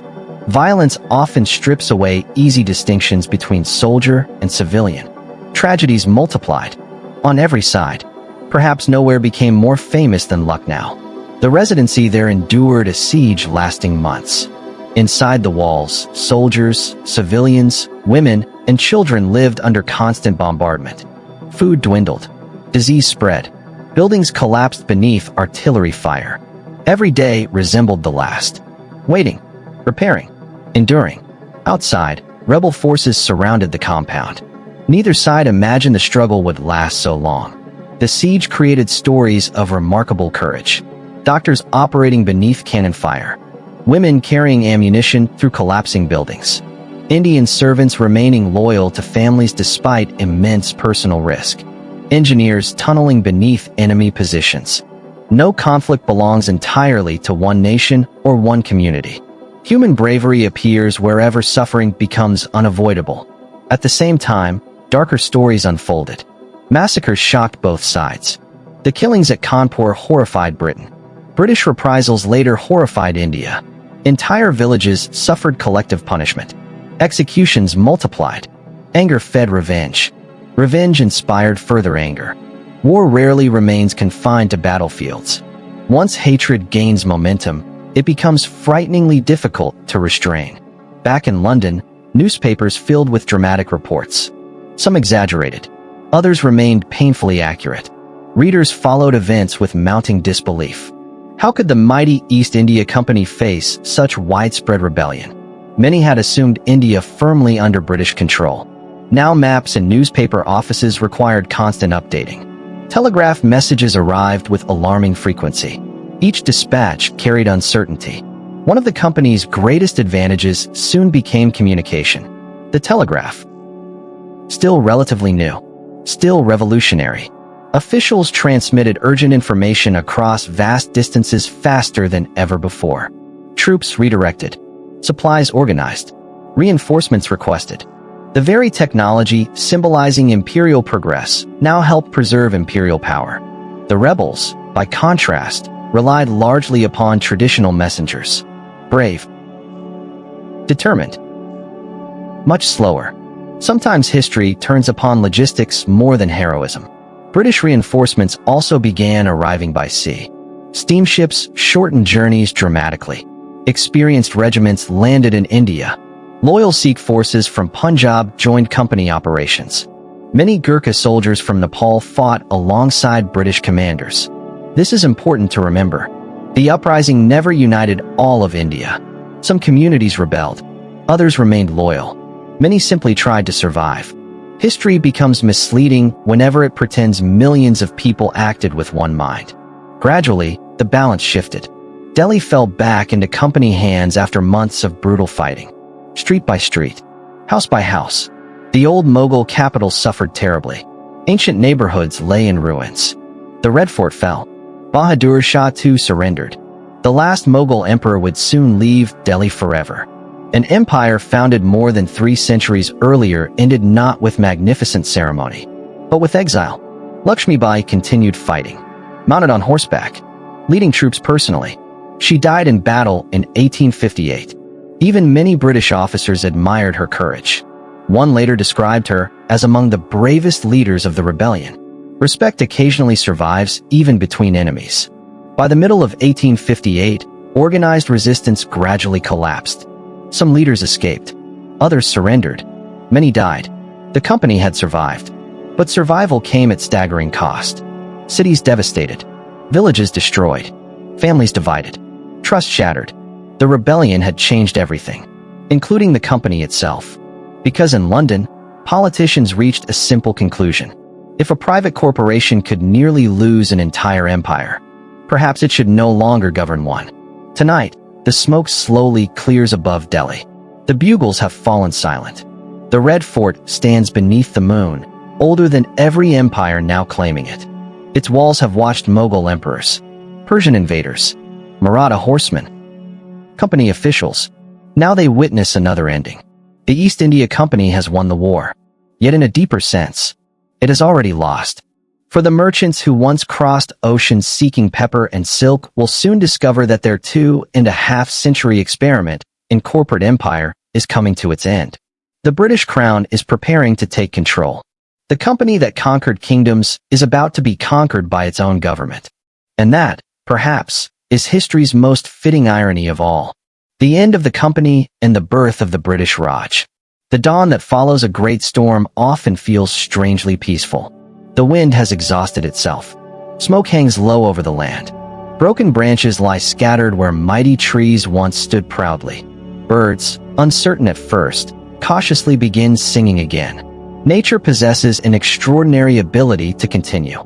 Human history is less graceful. Its storms leave memories that linger long after the noise has faded. As the rebellion of 1857 slowly comes to an end, India enters one of those quiet mornings after catastrophe. Nothing will ever quite be the same again. In London, members of Parliament studied reports arriving from India with growing disbelief. The East India Company had survived. Its armies had ultimately prevailed. The rebellion had been suppressed. Yet that was not the conclusion most politicians focused upon. Instead, they asked a different question. How had matters become so disastrous in the first place? For more than 2 centuries, Britain had entrusted enormous authority to a corporation. That corporation had begun as a merchant venture. It had evolved into a territorial ruler. It had collected taxes, raised armies, negotiated treaties, annexed kingdoms, governed tens of millions of people. And then, it had nearly lost everything. To many observers, the lesson appeared obvious. A private company should never again wield sovereign power over an empire. The East India Company had become too unusual to survive. It was neither entirely public nor entirely private, neither fully commercial nor fully governmental. When profits increased, shareholders celebrated. When crises erupted, the British government intervened. Responsibility became wonderfully flexible. Success belonged to the company. Failure increasingly belonged to the state. Politicians had grown tired of that arrangement. The solution arrived in 1858, the Government of India Act. Its language sounded calm, legal, administrative. Beneath its measured wording lay a revolution. The East India Company would no longer govern India. Authority transferred directly to the British Crown. Queen Victoria became the sovereign ruler of British India. The corporation that had shaped history for over 250 years quietly surrendered the very power it had spent centuries acquiring. There was no dramatic final battle. No ceremonial lowering of flags before cheering crowds. Simply legislation. Ink. Signatures. Paper. Sometimes history ends empires with paperwork rather than gunfire. Imagine the directors gathering in London's familiar boardroom. The same polished tables. The same ledgers. The same portraits of successful governors and admirals decorating the walls. How many generations had sat here discussing spices, tea, dividends, shipping routes, and wars? How many fortunes had begun in this room? How many lives had been altered by decisions made around this table? Now those directors confronted an astonishing reality. The empire they had built no longer belonged to them. The company's administrative machinery did not disappear overnight. That would have been impossible. Too many officials, too many records, too many courts, too many soldiers. Instead, much of the bureaucracy simply changed employers. Clerks continued writing reports. Collectors continued assessing revenue. Judges continued hearing cases. Only the authority above them had changed. The crown replaced the company. Daily life, at first glance, looked remarkably similar. History often changes gradually even after dramatic announcements. Queen Victoria soon issued a proclamation addressed to the people of India. Its promises were carefully chosen. Religious freedom would be respected. Traditional rulers who remained loyal would receive protection. Government positions would, in theory, become available regardless of race or religion according to ability. The crown sought reconciliation after rebellion. Whether every promise would later be fulfilled remained another question. Still, the proclamation represented an important attempt to calm a wounded empire. Words matter, especially after war. The British Army also underwent major reforms. One lesson from 1857 seemed painfully clear. Never again should such overwhelming military dependence rest upon one group of soldiers. Recruitment patterns changed. Greater emphasis fell upon communities the British considered particularly loyal after the uprising. Sikh regiments expanded. Gurkha battalions gained prestige. Different ethnic and religious groups were balanced carefully within military planning. The phrase martial races gradually entered imperial thinking, a deeply flawed theory suggesting certain communities possessed natural military qualities. Modern historians reject such simplistic ideas, yet they profoundly shaped British recruitment policies for decades. The Mughal Empire finally disappeared altogether. Bahadur Shah II, the last emperor, spent his remaining years in exile at Rangoon, today called Yangon. Imagine his final evenings there. An old poet sitting quietly far from Delhi, far from the Red Fort where generations of his ancestors had ruled, listening perhaps to unfamiliar birds instead of the sounds of his beloved city, writing verses about loss, memory, time. He died in 1862. His grave remained almost unknown for many years. The dynasty that had once commanded one of the world's richest empires ended in lonely exile. History can be astonishingly unsentimental. Across India, princely states adjusted to the new reality. Many rulers retained their thrones. Ceremonies continued. Palaces remained occupied. Royal processions still wound through ancient streets accompanied by elephants, musicians, and brightly colored banners. Yet everyone understood the invisible limits. Ultimate authority rested elsewhere. The appearance of independence often survived longer than independence itself. Meanwhile, the company itself lingered like an aging ship slowly drifting toward harbor after a remarkably long voyage. Its commercial role had already declined. Its monopoly over Indian trade had largely disappeared years earlier. Its monopoly over trade with China had ended as well. The world that created the company no longer existed. Free trade had become the dominant philosophy. Steamships replaced many traditional sailing vessels. Railways transformed inland transportation. Telegraphs conquered distance. Industrial capitalism had outgrown the old chartered company model. The East India Company belonged increasingly to another age. Finally, in 1874, Parliament formally dissolved the corporation. No more board meetings. No more shareholders expecting dividends. No more directors debating policy. The organization founded under Queen Elizabeth I in 1600 quietly ceased to exist. After 274 years. Few businesses in history have lasted so long. Fewer still have reshaped the world so profoundly.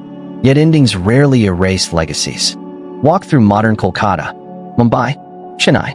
You still encounter buildings first raised during company rule. Warehouses, churches, courthouses, ports, street plans, administrative districts. The physical landscape remembers. Language remembers too. Words traveled alongside ships. From India, English adopted terms like bungalow, jungle, shampoo, pajamas, veranda, khaki, loot, and countless others. The exchange moved both ways. Languages absorbed one another quietly over centuries. Empire leaves traces not only in monuments, but in everyday conversation. So does food. British cuisine changed forever because of company trade. Tea became almost inseparable from British identity. Curries found new homes thousands of miles from their origins. Sugar-sweetened cups once filled with Chinese leaves purchased using profits from Indian commerce. An ordinary afternoon tea quietly contains centuries of global history. Every ingredient tells part of the story. Finance remembers as well. The East India Company pioneered methods that seem surprisingly familiar today. Joint stock investment, corporate governance, global supply chains, international logistics, shareholder capitalism, multinational administration, risk management across continents. Modern corporations owe more to these early experiments than many people realize. Some lessons proved brilliant, others deeply troubling. Historians continue debating the company's legacy. Was it an engine of globalization? Certainly. A creator of immense wealth? Without question. A sponsor of scientific mapping, scholarship, and infrastructure? Often yes. A participant in exploitation, conquest, famine, corruption, and unequal trade? Also yes. The truth resists simple verdicts. The East India Company transformed the world. Whether that transformation should be celebrated, mourned, or both remains one of history's most enduring conversations. As twilight settles over the Thames in London, one can almost imagine a ghostly fleet sailing silently downriver. The Red Dragon, the Hector, the great East Indiamen. Hundreds of ships that once carried pepper, silk, tea, porcelain, cotton, silver, soldiers, clerks, dreams, and ambitions across half the globe. Their sails have vanished. Their timbers long ago returned to the sea. Yet their wake remains. Invisible. Still shaping the currents of the modern world. Only one final chapter remains. Not the story of the company itself, but the story of what it left behind. For even after corporations disappear, empires fade, and kingdoms become memories, history continues whispering through the lives of those who inherit the world they created. So let the lantern burn a little longer. Our voyage is almost complete. The long echoes of the East India Company. The night has grown wonderfully quiet. The lantern beside us burns lower than it did when our journey first began. Its flame flickers gently whenever a breeze slips through the old wooden shutters. Outside, somewhere beyond our imaginary study, waves continue breaking upon distant shores just as they did 4 centuries ago. The sea has remarkable patience. Empires come. Empires disappear. Ships are built. Ships sink. Kings are crowned. Kings are forgotten. But the tide keeps arriving, one wave after another, almost as though history itself is breathing in its sleep. Tonight, our own voyage reaches its final harbor. Let us return, just for a moment, to London. It is the final evening of the year 1600. A handful of ambitious merchants gather beneath cold winter skies. They cannot know what lies ahead. They speak of spices, pepper, silk, profit, risk. Perhaps one dreams of becoming wealthy enough to purchase a comfortable estate in the countryside. Another hopes merely to survive the voyage. Someone probably worries about pirates. Someone else wonders whether the entire investment will collapse before the first ship even leaves the Thames. None of them imagine they are creating one of history's most influential corporations. History often begins in rooms where nobody realizes history has arrived. If those merchants could somehow look forward through time, what would they see? They would watch tiny trading factories become fortified ports. Ports become cities. Cities become capitals. Merchants become diplomats. Diplomats become generals. Generals become governors. Warehouses become ministries. Invoices become tax records. Company seals become symbols of imperial authority. An organization founded to buy pepper would eventually govern nearly 1/5 of humanity. That sentence still feels almost unbelievable. Because it should. The East India Company did not invent empire. Empires had existed for thousands of years. The Persians, the Romans, the Abbasids, the Mongols, the Ottomans, the Mughals, many others. What made the company unusual was something entirely different. It demonstrated that a corporation, a business created to earn profit, could accumulate powers once reserved almost exclusively for kings. That idea would echo far beyond India. Today, multinational corporations influence global politics, international trade, scientific research, technology, communications, agriculture, and finance. Most do not maintain private armies. Fortunately, most do not negotiate treaties as sovereign governments. Again, fortunately, yet questions first raised during the company's rise remain surprisingly familiar. How much power should private corporations possess? Who holds them accountable? When commercial interests affect millions of lives, where does responsibility ultimately rest? Shareholders? Governments? Executives? Consumers? History rarely provides easy answers. It offers better questions. Walk through the financial districts of London, New York, Singapore, Mumbai, or Hong Kong today. Glass towers now stand where wooden counting houses once overlooked muddy docks. Computers replace handwritten ledgers. Satellites replace sailing ships. Electronic transfers replace silver coins. Cargo aircraft cross oceans in hours instead of months. Yet beneath all that astonishing technology, certain ideas remain strangely recognizable. Investment, risk, global supply chains, competition, markets connecting distant continents. The company helped shape that interconnected world, sometimes brilliantly, sometimes disastrously, usually both at once. Across India, the company's legacy remains deeply woven into everyday life. Railway lines expanded enormously under later British rule, building upon foundations established during company administration. Courts evolved from institutions first organized during those centuries. Universities emerged. Modern civil services developed. Cities continued growing around ports originally chosen by merchants seeking safe anchorages. At the same time, memories of exploitation, unequal trade, famine, and conquest remain equally real. The landscape preserves every layer, not only the comfortable ones. Stand quietly beside the Hooghly River at sunset. Fishing boats still drift across calm water. Children laugh along the riverbank. Temple bells ring softly in the distance. Container ships now replace towering East Indiamen, but they follow remarkably similar waterways. The river has watched Portuguese sailors arrive, Dutch merchants, French traders, British factors, steamships, modern cargo vessels. It judges none of them. Rivers rarely concern themselves with politics.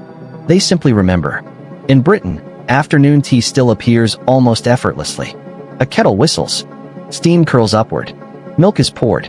Biscuits wait patiently on a small plate. The ritual feels wonderfully ordinary.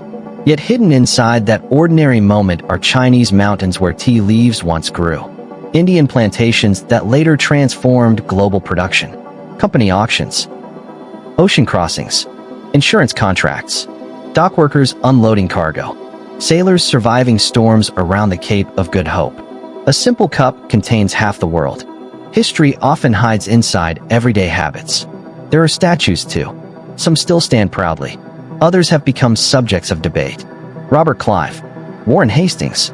Company officials once celebrated as imperial heroes are now viewed through more complicated lenses. Modern societies continue asking difficult questions. Who deserves monuments? Which achievements outweigh which harms? Can admiration and criticism exist together? The conversation remains unfinished. Perhaps it always will. Museums preserve porcelain once purchased in Canton. Ledgers filled with elegant 18th century handwriting. Navigation instruments polished by generations of careful sailors. Maps whose blank spaces gradually disappeared as surveyors measured mountains and rivers. Each artifact whispers quietly. Someone held me. Someone carried me across an ocean. Someone believed I would help build a better future. History is full of objects that outlive the intentions of those who created them. One should also remember the countless people whose names never entered official records. The Bengali weaver working late beneath an oil lamp. The Gujarati merchant bargaining patiently in a crowded market. The Malay sailor climbing rigging during a tropical storm. The Chinese tea farmer harvesting delicate spring leaves before sunrise. The Indian sepoy standing guard through another long night. The dockworker lifting heavy crates onto waiting ships. The village accountant carefully recording harvests. The mothers waiting for sons who sailed away and never returned. Empires often celebrate governors. History is actually built by ordinary people. Millions of them. Perhaps that is the greatest lesson our long journey has offered. The East India Company was never merely about directors in London or governors in Calcutta. It was about human connections. Some voluntary. Some forced. Some profitable. Some tragic.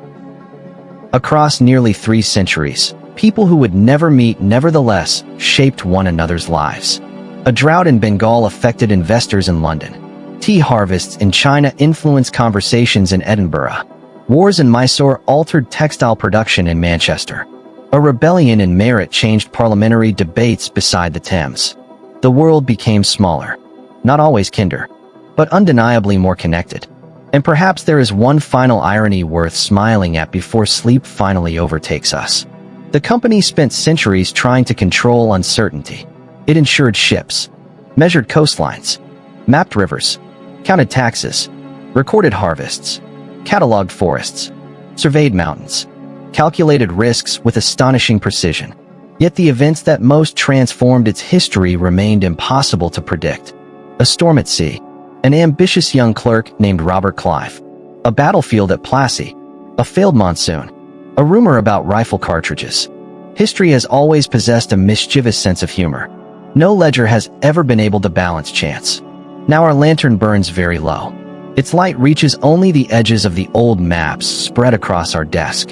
The trade routes we followed, from London to the Cape of Good Hope, from Surat to Madras, from Calcutta to Canton, from Bengal's rivers to Parliament's halls, slowly fade into shadow.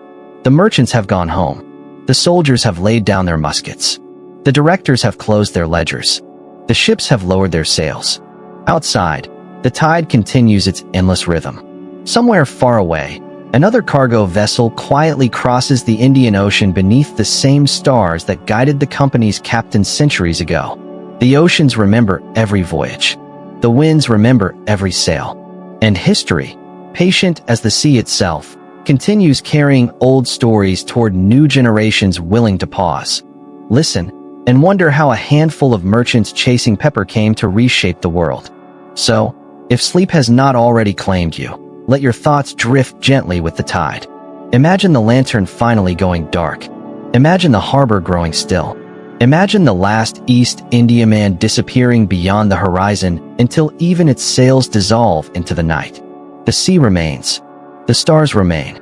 And somewhere beyond the darkness, morning is already beginning.